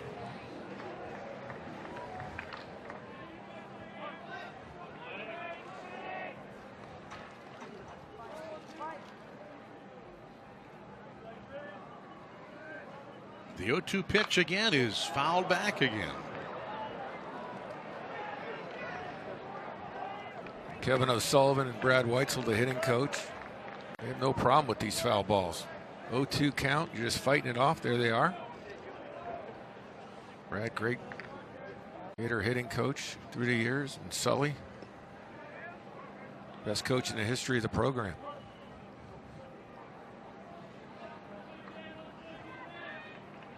India at first. Gators trailing 6-2 here in the 6th. And Reese pops up.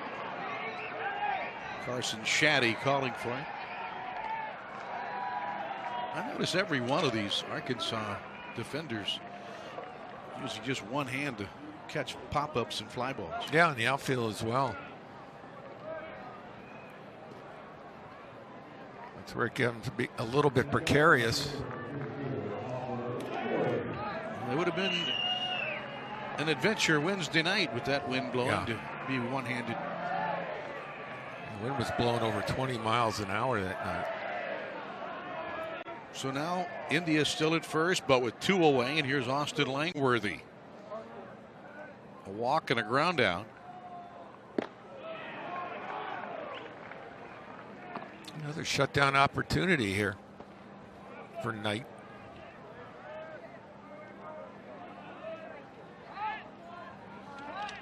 Langworthy's got it going good right now, 9 for 24. Included in that stretch is the game against FSU last week. He had 2 hits in the same inning against the Seminoles. That was the 5th inning in which the Gators scored 7 runs en route to a 12-6 win over Florida State.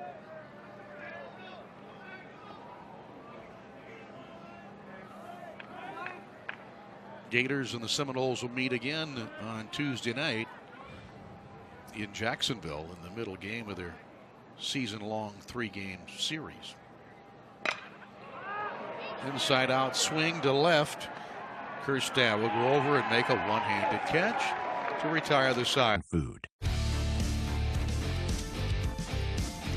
6 runs on 7 hits for the Razorbacks, with 2 runs, 4 hits for the Gators. As we come now to the top of the 7th, here you'll see what Brady Singer has had to deal with. It's not been the top of the order tonight. It's been the bottom of the order that has really gotten to Singer in this game. And he'll face the number 9 hitter to begin the 7th, Carson Shaddy. He has a single, a sac fly, and 3 runs batted in.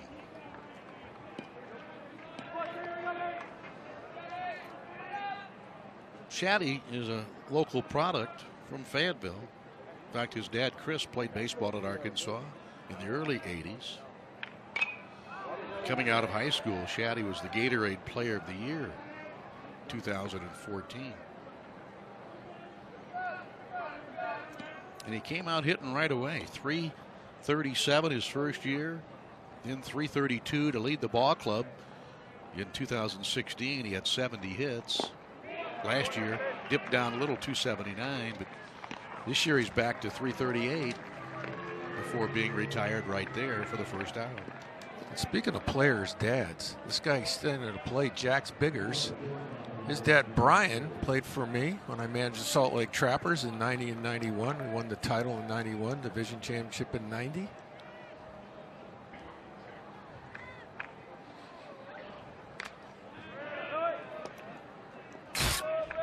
There we are. That's Brian, number 11, the second row right around the middle. And looking, there we go. The Salt Lake City Trappers. Brian There they are, Biggers, the champions, with Nick Belmonte, the skipper. I like those hats. Yeah. You don't look closely at them, you think they're the St. Louis Cardinals. That was the illusion. I think that's why we won a lot of games. There was one right through the wickets of Blake Reese, and that doesn't happen very often. The Gators came into this game with a .985 fielding percentage. That'd be a school record. Just didn't get the glove down in time. We rarely see Gator infielders do that.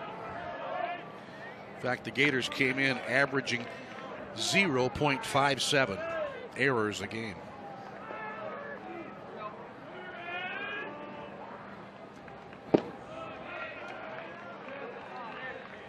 And Biggers, you know, the funny, Jack's Biggers, Dad told me that he learned how to field ground balls when his dad would throw ground balls to him, and next to him was his pit bull named Spots, and either one of them was going to get to the ball. Yeah. So he had to learn quick. He had to go up against a pit bull on how to get range. So he said that's how he learned how to play infield. You have to have quick feet, but you have to have quick hands. Absolutely. Spots may take a finger away from you if you don't get it. There you go. So Spots the pit bull, part of the training tool of that man right there, Jack's Biggers. It could have morphed into a great double play combination. You get a ball from a pit bull, your reaction may be to throw it to him. Start of a 6-4-3 double play.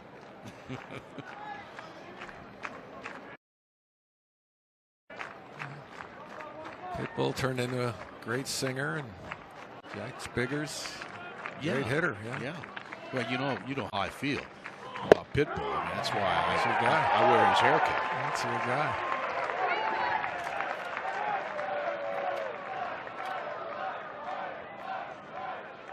Yeah, big strikeout here, and again, Singer no margin for error. That ball tails back to the inner part of the plate. So for Singer now, he's got 7 strikeouts, 39 on the year.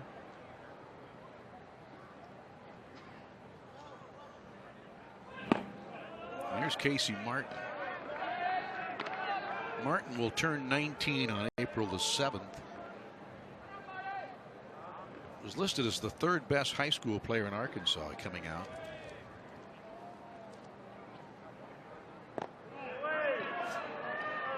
He had quite a day against Dayton on February 28th. 2 home runs, 6 runs batted in. 11 days earlier, on the opening weekend of the year, he had 4 hits and 5 RBIs against Bucknell, with a double and a home run against the Bison in that game on February 17th. He doesn't look 19. He's a youngin'. They were telling me he looks a lot younger in his age. He does. And a 4-pitch walk. That's, for Brady Singer, just his 2nd allowed. But it brings the cleanup hitter to the plate. And you see that Singer's already well above his average at 95 pitches a start. This is 111 and counting right now. And he's trailing 6-2. Bonfield 0 for 3 in the game. It's a big out in this ball game. Yeah, because if the Gators have any chance, they've got to escape damage this inning, and in all likelihood keep them at 6, because they are within a grand slam of tying the game, but they can't let you get too far away. You're in the back third of the game now. Especially the way their counterpart has been pitching on the mound. I mean, he's been dominant, except for one little hiccup to Lippett. 1 ball, 1 strike on Bonfield.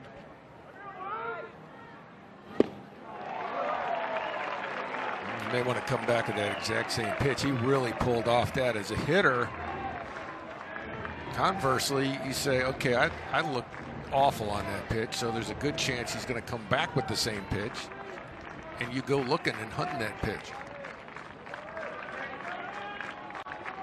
Biggers on second with Martin on first. And that pitch rode in on his hands.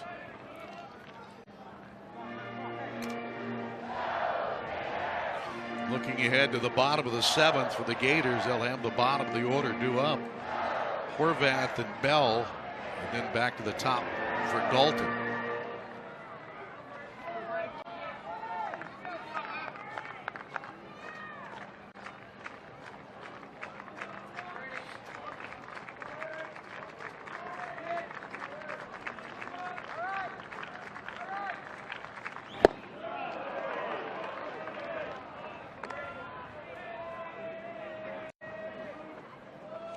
Bonfield, we mentioned earlier, a New Jersey native, thrilled to be drafted by the Mets.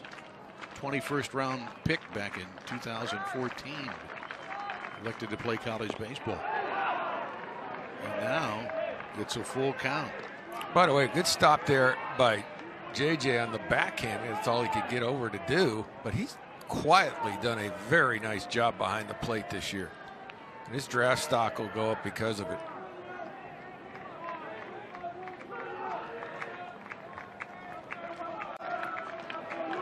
Three and two. Runners are moving. The pitch is hit to short. Lippett has the long throw, but makes the play to retire the side. No runs, no hits, a walk, an error, 2 men left. Time for a 7th inning stretch.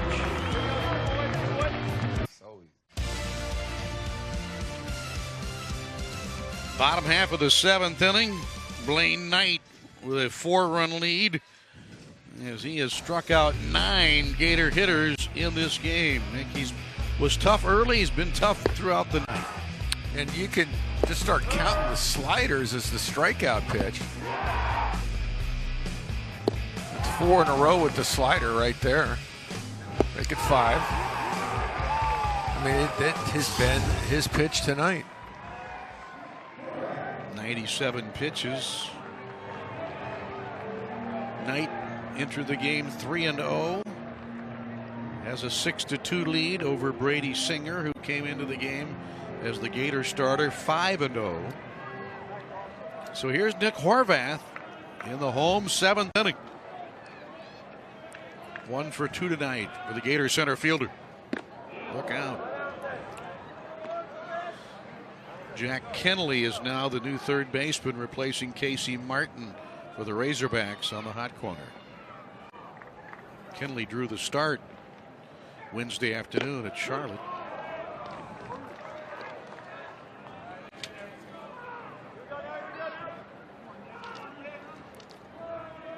Horvath hitting .320.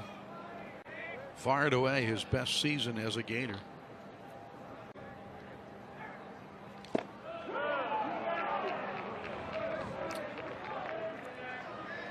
And Kenley, the defensive replacement, in for that reason, known as a better defensive third baseman.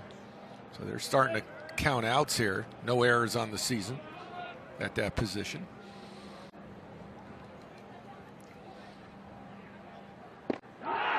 And Horvath becomes the 10th strikeout for Blaine Knight, and it's the 5th straight game the Razorbacks have had double-figure strikeouts.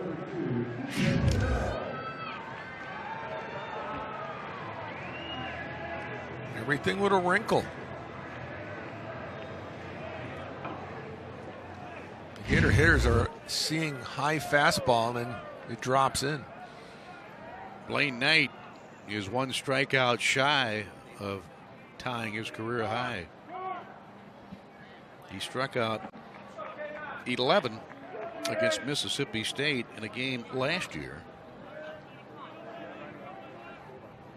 St. Patrick's Day last season. Keenan Bell has popped up, going to test Kenley, and Kenley up to the task, and there's 2 outs quickly for the Gators here in the bottom of the 7th. Yeah, 2 outs and 5 pitches. And when you're on pitch 97 coming into an inning, you get 2 quick outs like that, you just feel like a world beater out there. Well, now back to the top of the order. In the top of the order tonight for the Gators, the top 3 hitters, 0 for 9. Dalton has struck out twice and has grounded out. And he hits a deep drive to left field. No doubt about it. Solo blast over the left field bleachers for Will Dalton. His 10th home run on the season. And we're yet to reach the halfway mark of the year. And it's now 6-3. He did not get a slider on that pitch. It was a fastball, and he was lying in wait. So for Dalton, 5 of his last 6 hits have been home runs. Watch him ambush this fastball. First pitch, kaboom.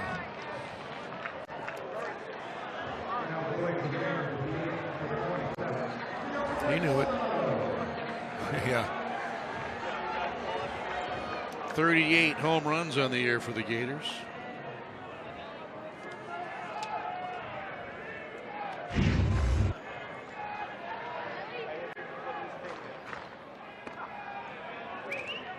So now Nelson Maldonado. There's Edmund Boyd walking right behind him. One of the best in the business. Aggie's been around for a long, long time in that Gator dugout. Think about the Gators last year. College World Series winners, 12 home runs led the team. J.J. Schwartz. Dalton already with 10 in the second week of SEC play. Yeah, and just 53 home runs all year for the Gators. Won it with pitching, defense, timely hitting. Yep. All part of winning 19 games last year by 1 run, which led the nation. 1-run victories. It's Will and Edmund Boyd. Eddie B. Now we get another mound conference out there for the Razorbacks.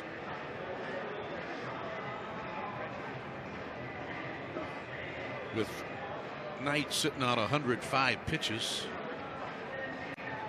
Nick, the Gators they're hanging around, just down 3.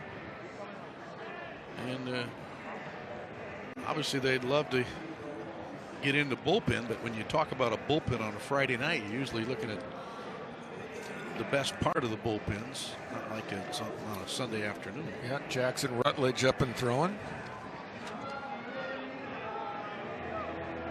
And he brings heat. There's one big hoss out there. Yeah, 6'8", 260 pounds is Jackson Rutledge out there. Probably got 99 because it may have been the largest jersey they had. Maybe it was a 2 9 jerseys sewn together.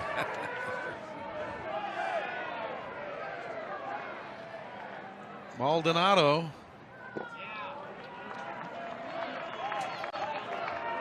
3 strikeouts tonight for Nelly. That's a rare occurrence for him. Last year he had more walks than strikeouts on the season.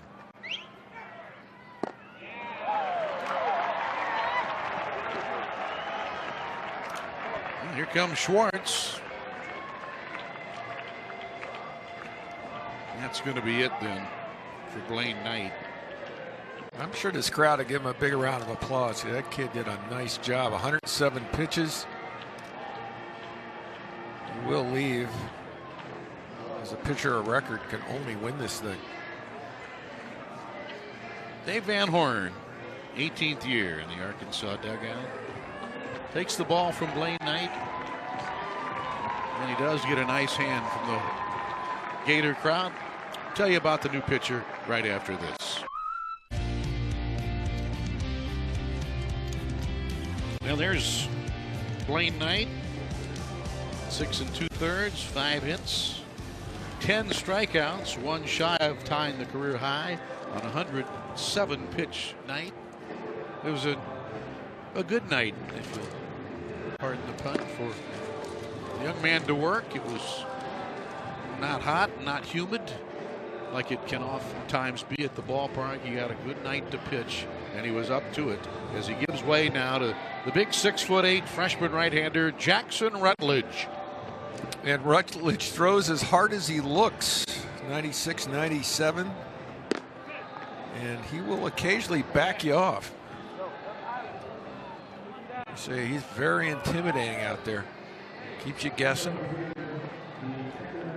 And has found a lot of success early on in his collegiate career. And the first man he faces, one of the top hitters in college baseball, in senior J.J. Schwartz. If J.J. can reach,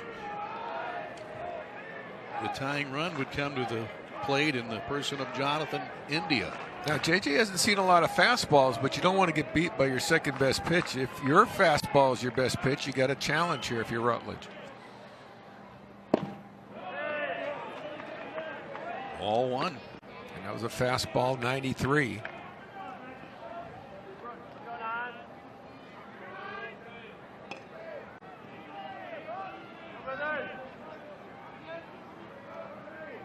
Schwartz hitting .311. And missing again, ball 2. Tying run on deck.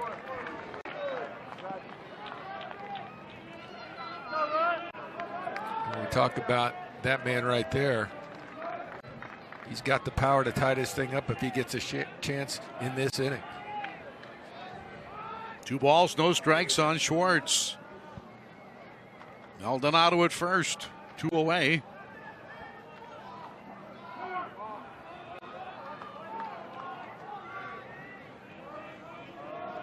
You know, Maldonado, runner at first, he's going nowhere in this situation. Almost to the point where you may even think about playing behind him.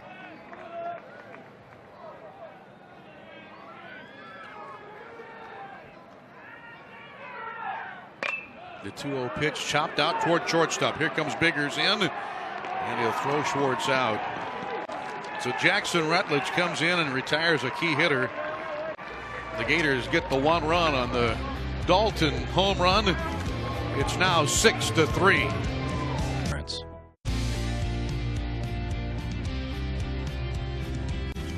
Alongside Nick Belmonte, I'm Mick Hubert. Back here at McEthan Stadium. Arkansas with a 6-3 lead. Razorbacks got 3 runs in the second. Both teams got 2 runs in the fourth. The Hogs got another run in the 6th. The Gators just got a run in the 7th. So it's a 6-3 game. And both starting pitchers are now removed from the game as Brady Singer gives way here in the 8th to left-hander Andrew Baker. And Baker's done a nice job. Used a lot this year. This guy gets it up there as hard as 93. Good slider, changeup, attacks the hitters, and very fast-paced. Gets it and goes. So it'll be Dominic Fletcher, Jordan McFarland, and then Heston Kerstad. 5, 6, and 7 in the lineup here for the Razorbacks in the 8th. Arkansas this year, when leading after the 7th inning, 14-0. So here's Fletcher. Finally got him out in the 6th. A comebacker to Singer. He's 2 for 3.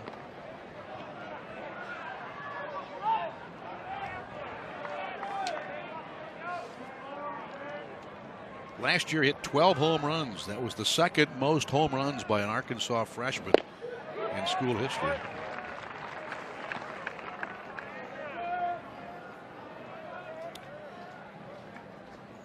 From Cypress, California, Dominic Fletcher.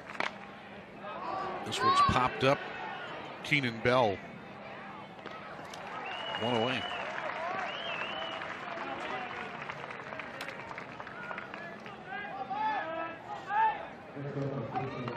Arkansas is playing just its 4th game of the year on the road.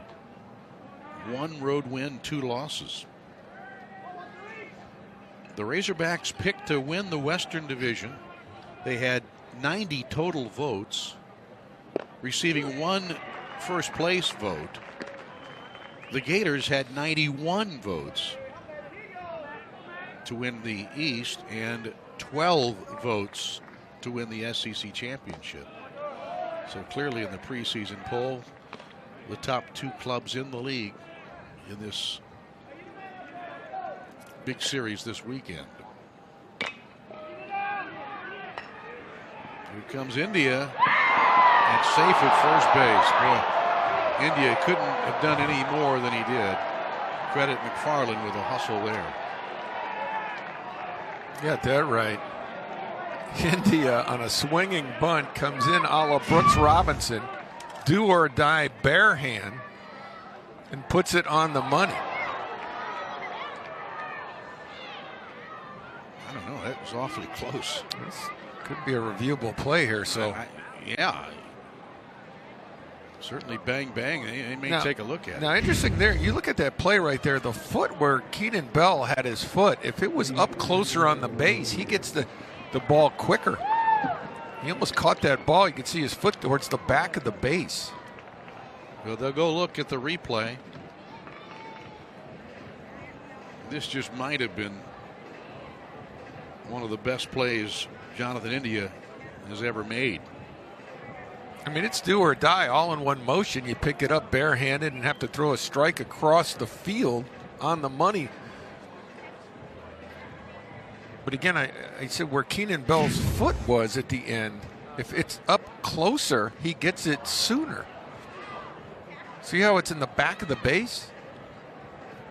His foot needs to be up a lot towards the front of the base than the back of the base. You're just cutting down your range by being back there. Needs to be in that front corner. That's where your foot needs to be if you're getting a throw from deep in the hole at second.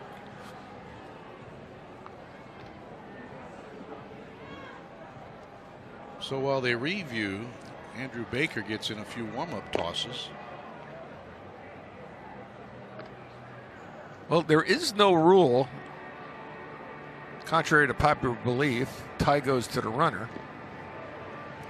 That is not a rule. It's just kind of what people say. And you can see his foot, Keenan Bell's foot, way in the back, made that even close.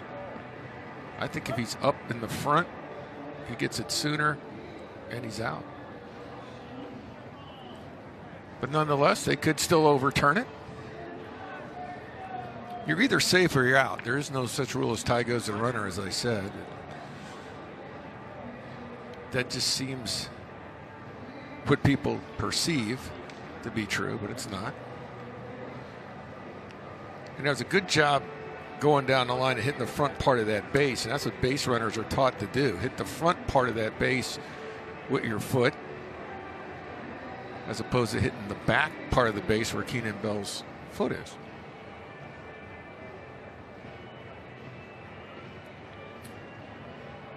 And that way you're only running 90 feet instead of 90.5 or 6. And that was a great play either way by Jonathan India. Whether it's safe or out, that was a fantastic play. So the play stands. McFarland credited with an infield base hit. And a terrific play there from India.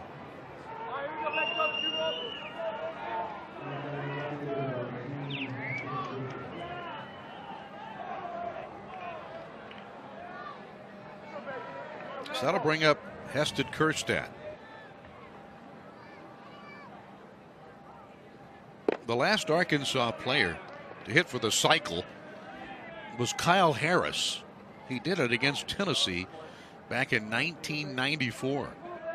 And so here's Kjerstad with a single, a double, and a home run tonight, needing a triple. We're not sure if Kevin O'Sullivan made that challenge. In the 8th inning on, the umpires are allowed to call for a replay.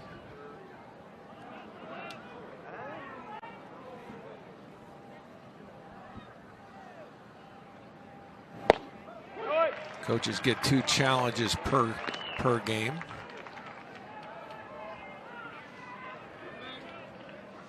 And you don't get extra ones if it goes into extra innings.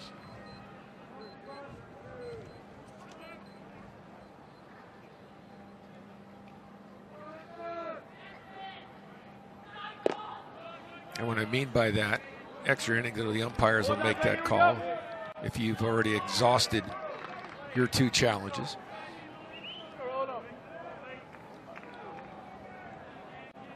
Three balls, 1 strike.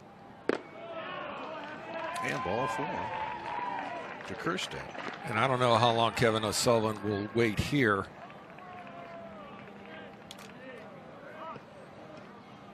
Now Schwartz goes out to buy a little time. And we talked about Kjerstad and his opportunity there to have a shot at hitting for the cycle. The last guy to do that is Kyle Harris for Arkansas in '94, and that was against Tennessee. Actually, it was the only time it had been done in Arkansas history. Now Cook and Shaddy at 8 and 9 in the lineup, both right-hand hitters. So Sully will go out and make the move. Yeah, you expected this to happen.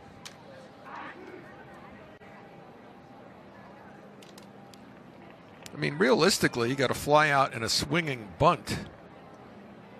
But it's that base on balls that'll get you out every time.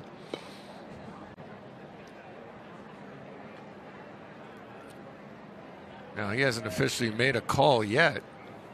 It just seems likely with the matchup that they're looking at here.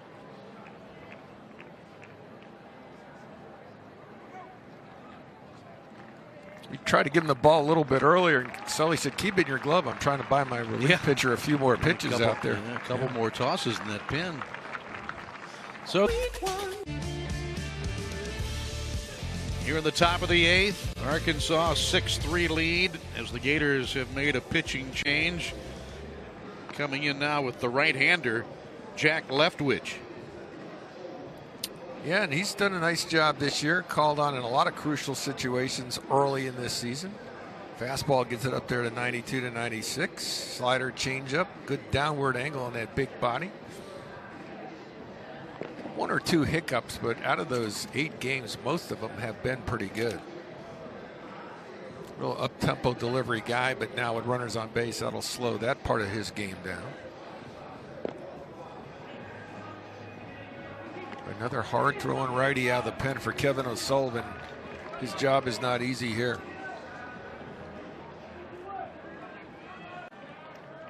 I mean, Arkansas surrendered the run an inning ago to make it 6-3, but they could blow this thing open. So a lot of pressure on the freshman. Grant Cook, the first team All-SEC Arkansas catcher. There you see the Hogs 2 for 5 tonight. Runners in scoring position. Cook 1 for 3. A .317 batting average.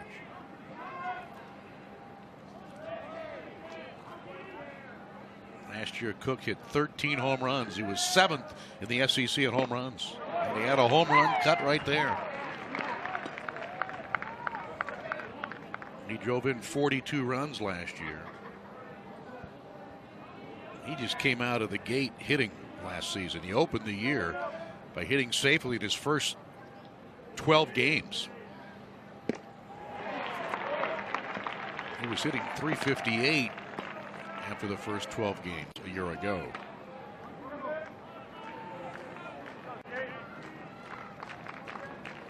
Keenan Bell playing way over and deep, cutting down that hole on the right side. There he is. Yeah, he's way over. Strike 3 called on the outside corner. Big strikeout for Leftwich. Boy, you said it. The freshman comes in and gets a tough hitter. Breaks off a Dandaroo right there. I mean, to the hitter that looks fastball out of the zone, it's going to be up, and then it just dives down and catches the corner. Nice pitch, and it's not over yet, though. You got a dangerous 9-hole hitter here. Carson Shaddy with 3 ribbies tonight. A walk and a sac fly, or excuse me, a single and a sac fly.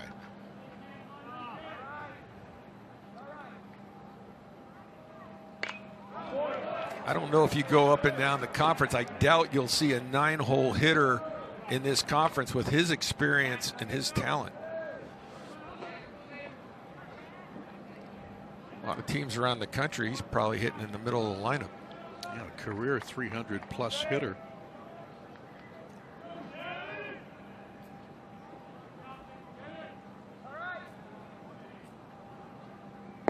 Fifth-year senior. 1 ball, 1 strike to Shaddy.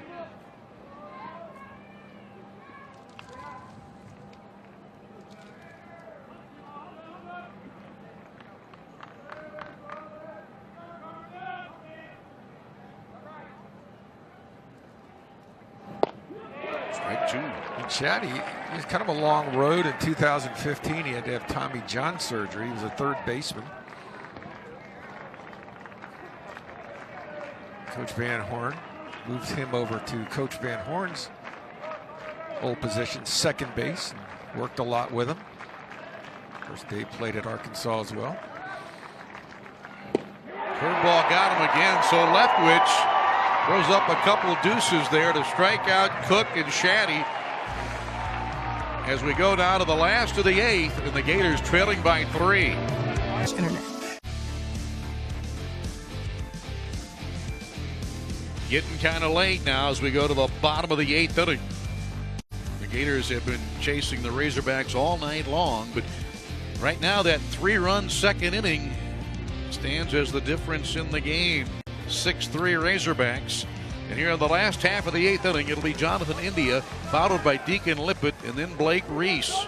That's the middle third of Kevin O'Sullivan's lineup. Now against the 6'8" reliever Jackson Rutledge. Wes Johnson, we talked, he likes giving nicknames to all his pitchers. This guy's Big Nasty.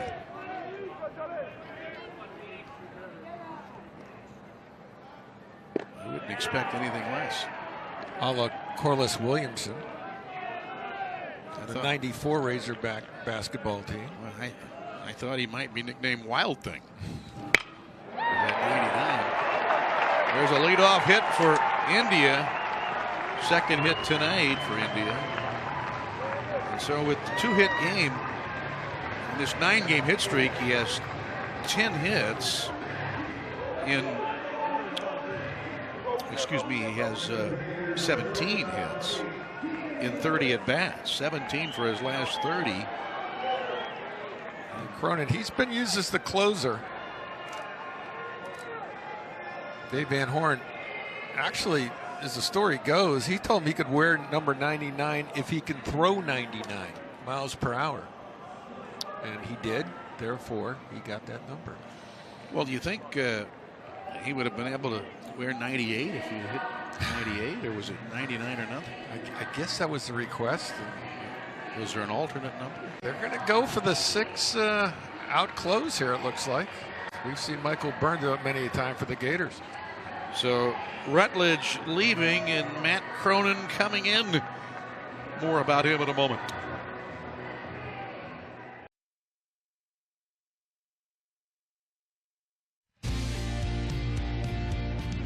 Gators trying to cut into this deficit here, getting a leadoff base hit. And now Matt Cronin with 3 saves. An opponent's hitting just 160 off the left-hander. Enters the game. Floridian coming in for the Razorbacks. Yeah, the numbers are sparkling, and the salient stat there, it's only 3 walks, 18 strikeouts, the old 6-to-1 ratio. Fastball, slider, change, and he's a mid-90s guy that they like throwing multiple innings at the end of the ball game.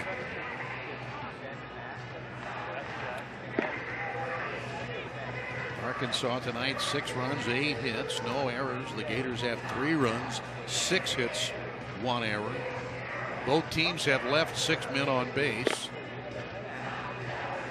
Arkansas swept Kentucky last week, 3-0, and the Gators won a tough road series, beating South Carolina in Columbia 2 games out of 3. So this is the SEC home opener for the Gators tonight. And here's the surging Deacon Lippett. A bunt, single, and a 2-run home run tonight. Lippett with 6 hits in his last 7 at-bats. Here we go. Average is up to 289.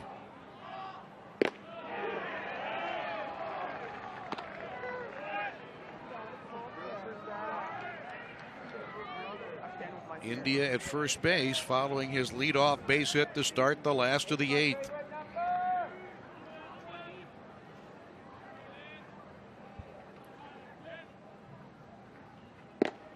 And 0-2 to Lippett. Now Lippett's got to think, okay, they're pitching me away. Got myself in a hole. Let me try to flick something to the left side. Doesn't mean he can't pull the ball if they make a mistake in, but look away.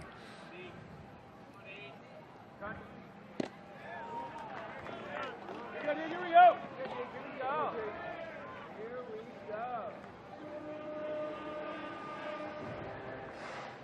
The Gators have won 7 of their last 8. Here we go, Jimmy. Come on, baby. 19-4 on the year.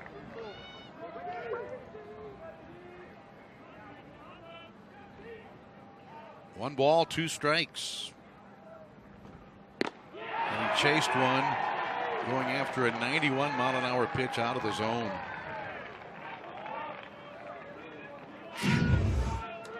Again, away, fastball, up in the zone, out of the hands. It looked hittable, and just,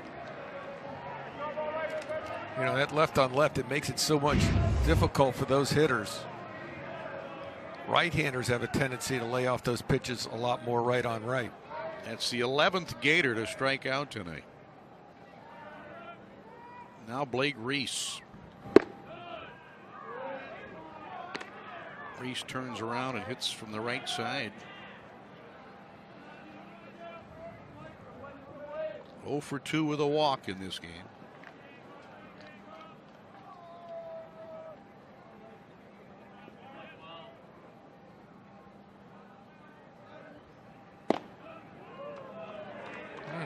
Interesting here. The plot thickens. 2-0 count. Now Kevin O'Sullivan's going to make a decision here.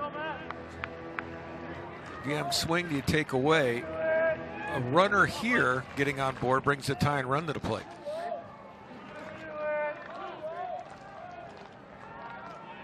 And if you're Jonathan India, you just stay put. You anchored down. And I think he was taking it all the way, and I think that's a good play. And that was a borderline pitch. Easily could have been called a ball and made the count 3-0.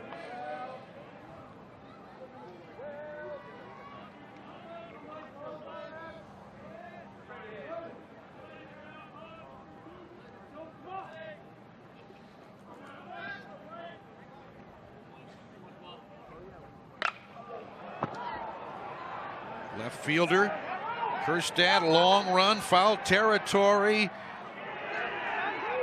And he stayed there, made the catch. India will tag up and come to second base. Yeah, smart play by India on a foul ball. Why not tag up? Very tough catch out there for Kjerstad.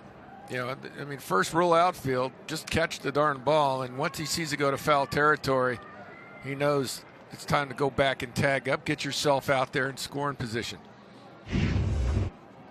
Heads up play.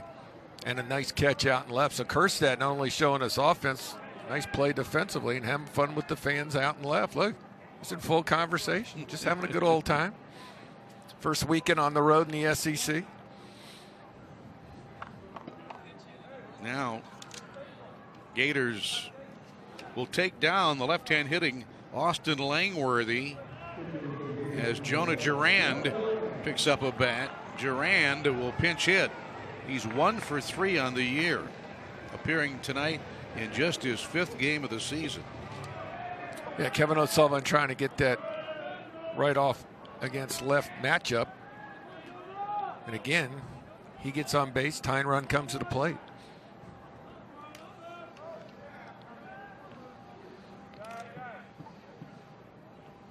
A big cut by Durand.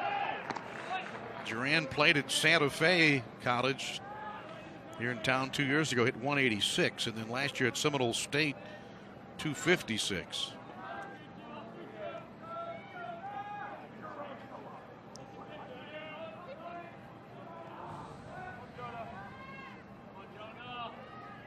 The inning began when India singled, but then Lippett struck out. Reese is fouled out.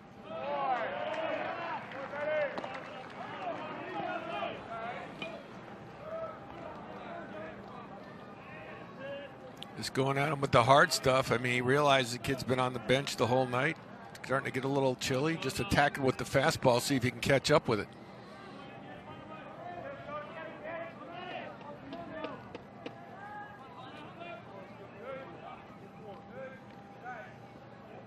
Went right after him with an 0-2 fastball to strike the pinch hitter out. No runs, a hit, 1 man left.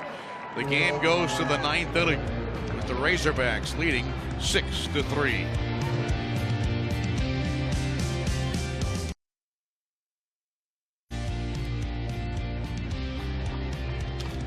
Here in the 9th inning, Shane Shiflett now moves to left field to replace Austin Langworthy. So Shiflett in left, Horvath in center, Dalton in right. The infield stays the same.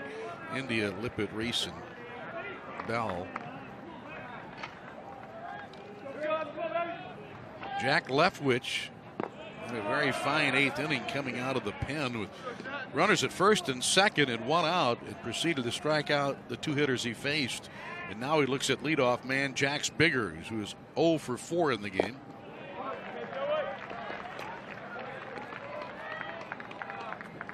Tonight's attendance is 5,025.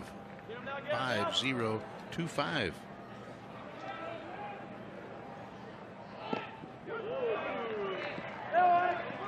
One and 2.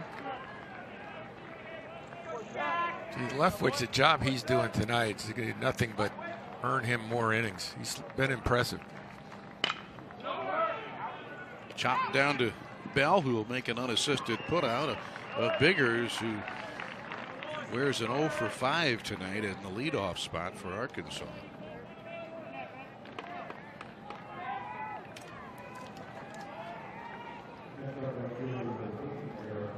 Now Eric Cole. Cole is 0 for 4. His first career hit for Arkansas was an inside the park home run against Miami of Ohio last year.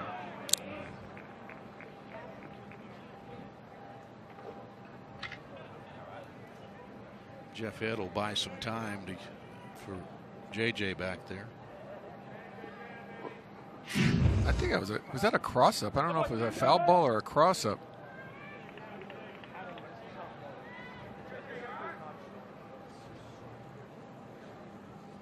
Been a little of both.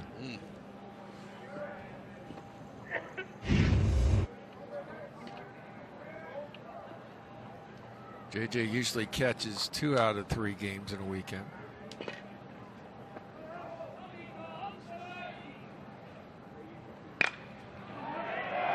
There's a little flare in the left center field. Eric Cole with a base hit. The stat we showed earlier, how the Gators have been able to handle that top part of the lineup. I mean, by my accounts, it's the first hit from the first 4 hitters in the lineup all night long. I don't mean to go Lionel Richie on you, but they've handled it.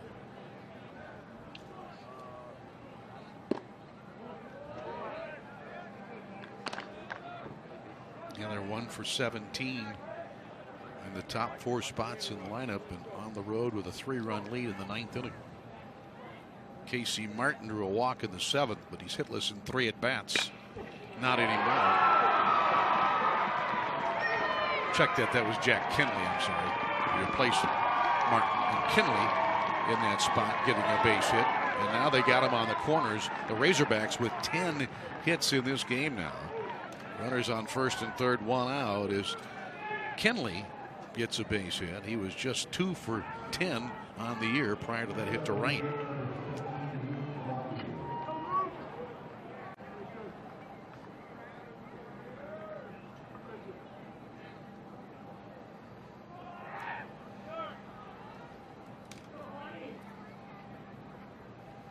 J.J. Schwartz giving the signs to his middle infielders what to do in the event of a first-third steal attempt.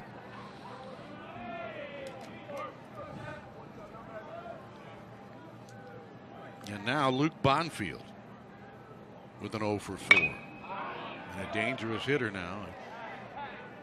Has a 7-game hit streak on the line. And he's been on base in 20 consecutive games as well. Bonfield, not necessarily a guy that you could safety squeeze with, so you're trying to double him up, hit him on the ground. Rolling out to Lippett, to Reese, back to first, and they've got the 6-4-3 double play, their 20th twin killing on the year. But now the Gators need 3 to tie and 4 to win.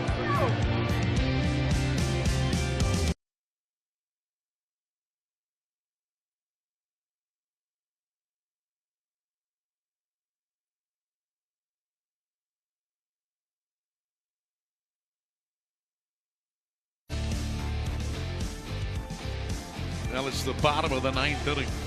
The Gators have just one walk-off hit this year, and they're 3 runs away from getting in a position like that, trailing 6-3 as we come to the bottom half of the ninth inning.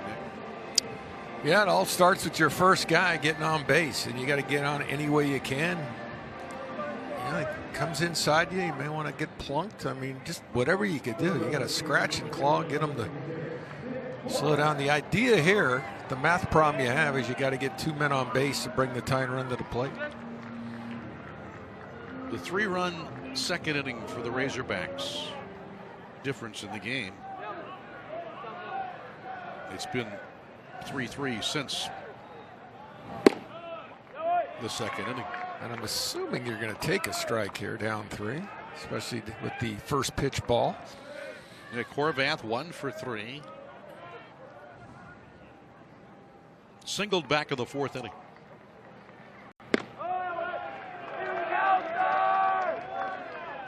Matt Cronin came on with a runner at first base and nobody out last inning. I assume you'll get a pinch hitter for Bell, who's a lefty. There's a strike. And Brady Smith has picked up a bat. There's Brady.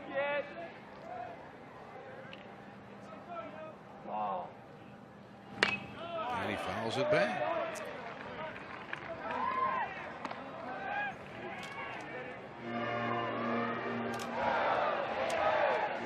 Two and two.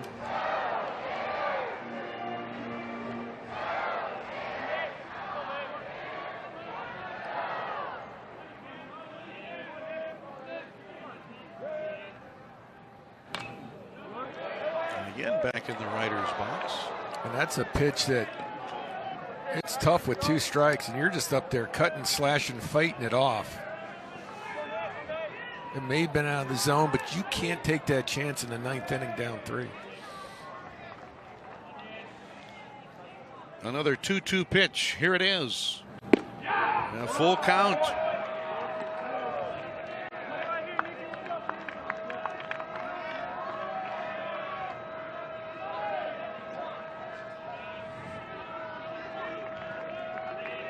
Big pitch in this ball game coming up. A long drive, but well foul on top of the Disney Plaza.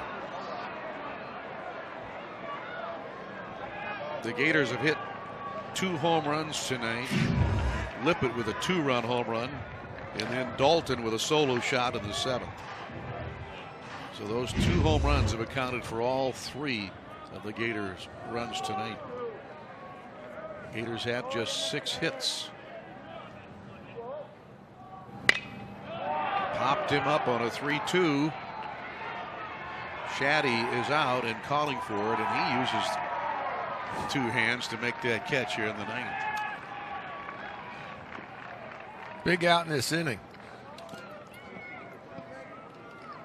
And one of the reasons right off the bat is Will Dalton, who has a home run, leads the Gators in home runs on the season, will not get up to the plate as the tie run. Now here's the pinch hitter, Brady Smith.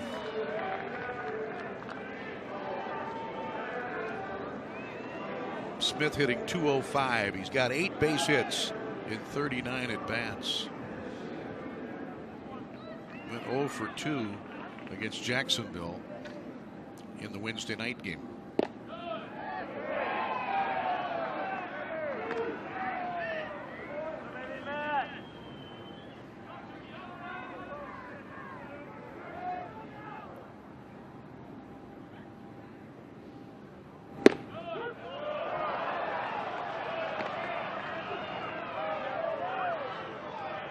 One ball and 1 strike. Smith batting in the 9th spot. Gators needing base runners, trailing 6-3. Now 2-1. I mean, you got to be quick as a hitter. I mean, you've been on the bench all night, and this guy's throwing you 90 plus. He's all geared up. He's trying to smell the victory, and you got to get those hands moving quick. In the inside corner, 2-2. That's a pitch you got to be ready for there. The leadoff man, Will Dalton, on deck. Matt Cronin with the 2-2 pitch. And he held up. 3-2 again.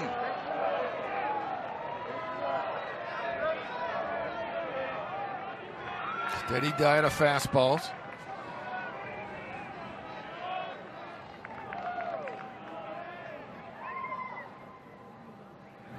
Threw it right in there, and he fouled it back. Yep. With the 3-run lead, just let them put it in play. And I'll guarantee you, pitching coach Wes Johnson, that's what he's hoping for. Coach Van Horn, same thing.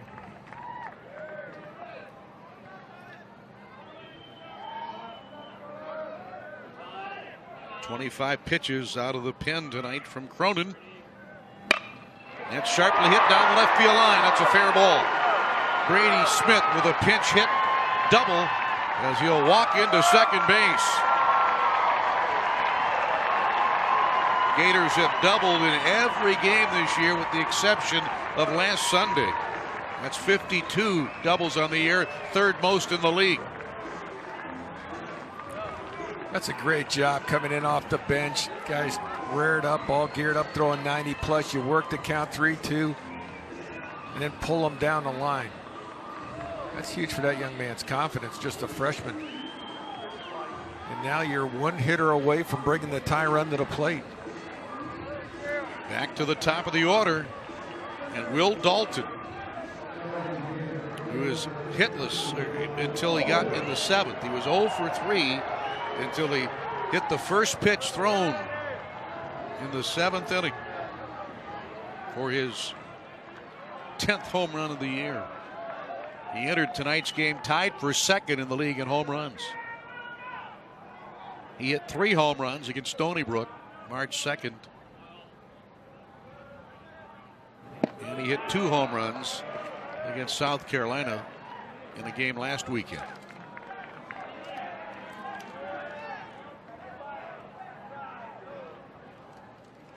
Oh, get me over a breaking ball, and that was nasty. Out of the hand, that looked way up and away and had sharp break to it.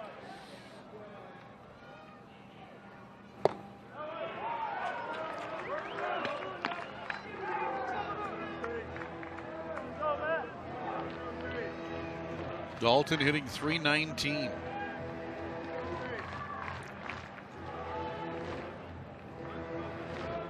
Gators down 3 runs, but still alive here in the bottom of the 9th inning.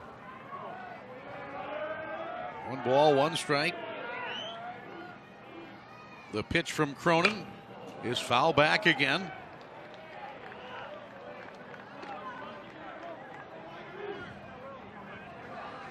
It'll be a quick turnaround. Tomorrow's game is at noon on ESPN2. And again, Getaway Day Sunday at noon on the SEC Network.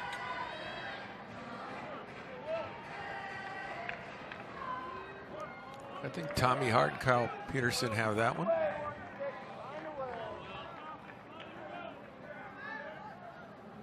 A ball and 2 strikes to Dalton, with Smith at second base, 1 away.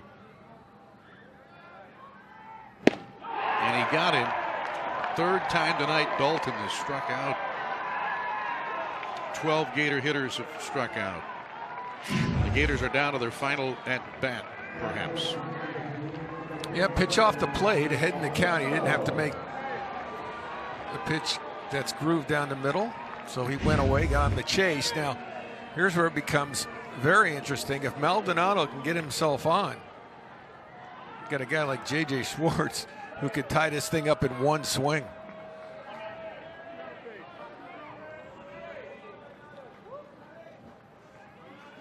Maldonado 0 for 3, drew a walk in the 7th. He's hitting .315.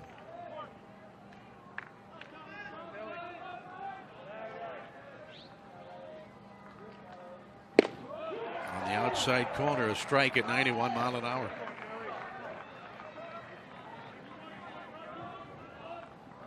The Gators have lost just 1 game this year here at home. 14 victories. But they've never led tonight, falling behind 3-0 in the second inning.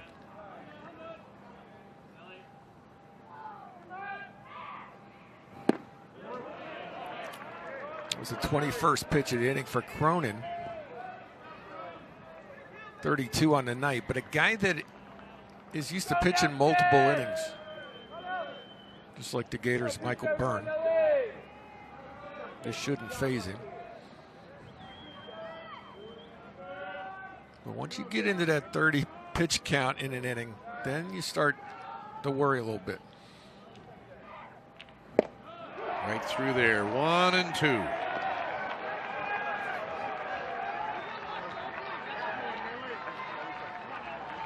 Arkansas trying to open league play with 4 consecutive wins.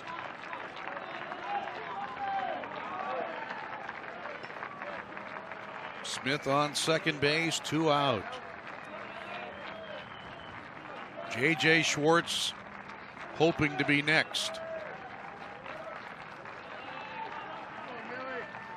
All 1, strike 2 is Cronin ready to go. And here it is. And drilled foul down the left field line. Again, on top of the Disney Plaza.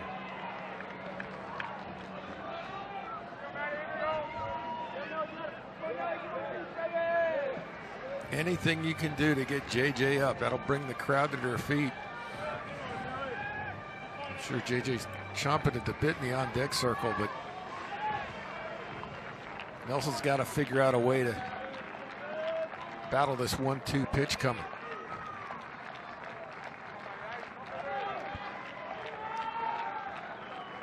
Cronin against Maldonado.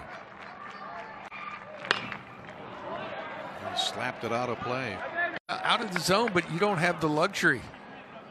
You got to get to anything you can and just fight it off. Prolong this game and let one of the most prolific home run hitters in Gator history get a shot at it.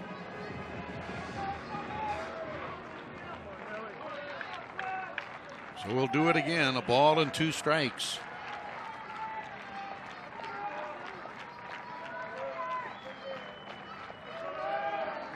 Cook going through the signs and taking too long now as Maldonado granted time. And the signs become a little more complicated with that runner at second base.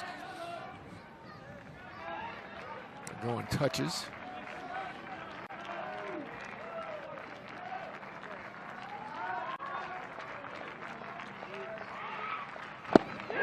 Ball game is all over. And the Gators strike out 13 times tonight. And Arkansas wins the first game of the series as the Hogs have beaten the Gators 6-3. Yeah, it's all about what the pitchers did. They've been the most impressive to me. Knight, Rutledge, and Cronin to close it out. You said all those strikeouts. They were really tough when they needed to be. A couple of hiccups, but that man right there really set the tone. Blaine Knight. And, of course, the bottom of the order with the power they showed, and the freshman Heston Kerstead, the offensive star of this. That's a great first night on the road of this series for Arkansas, and that is a reason why that team is ranked 4th in the nation. They're pretty good all the way around.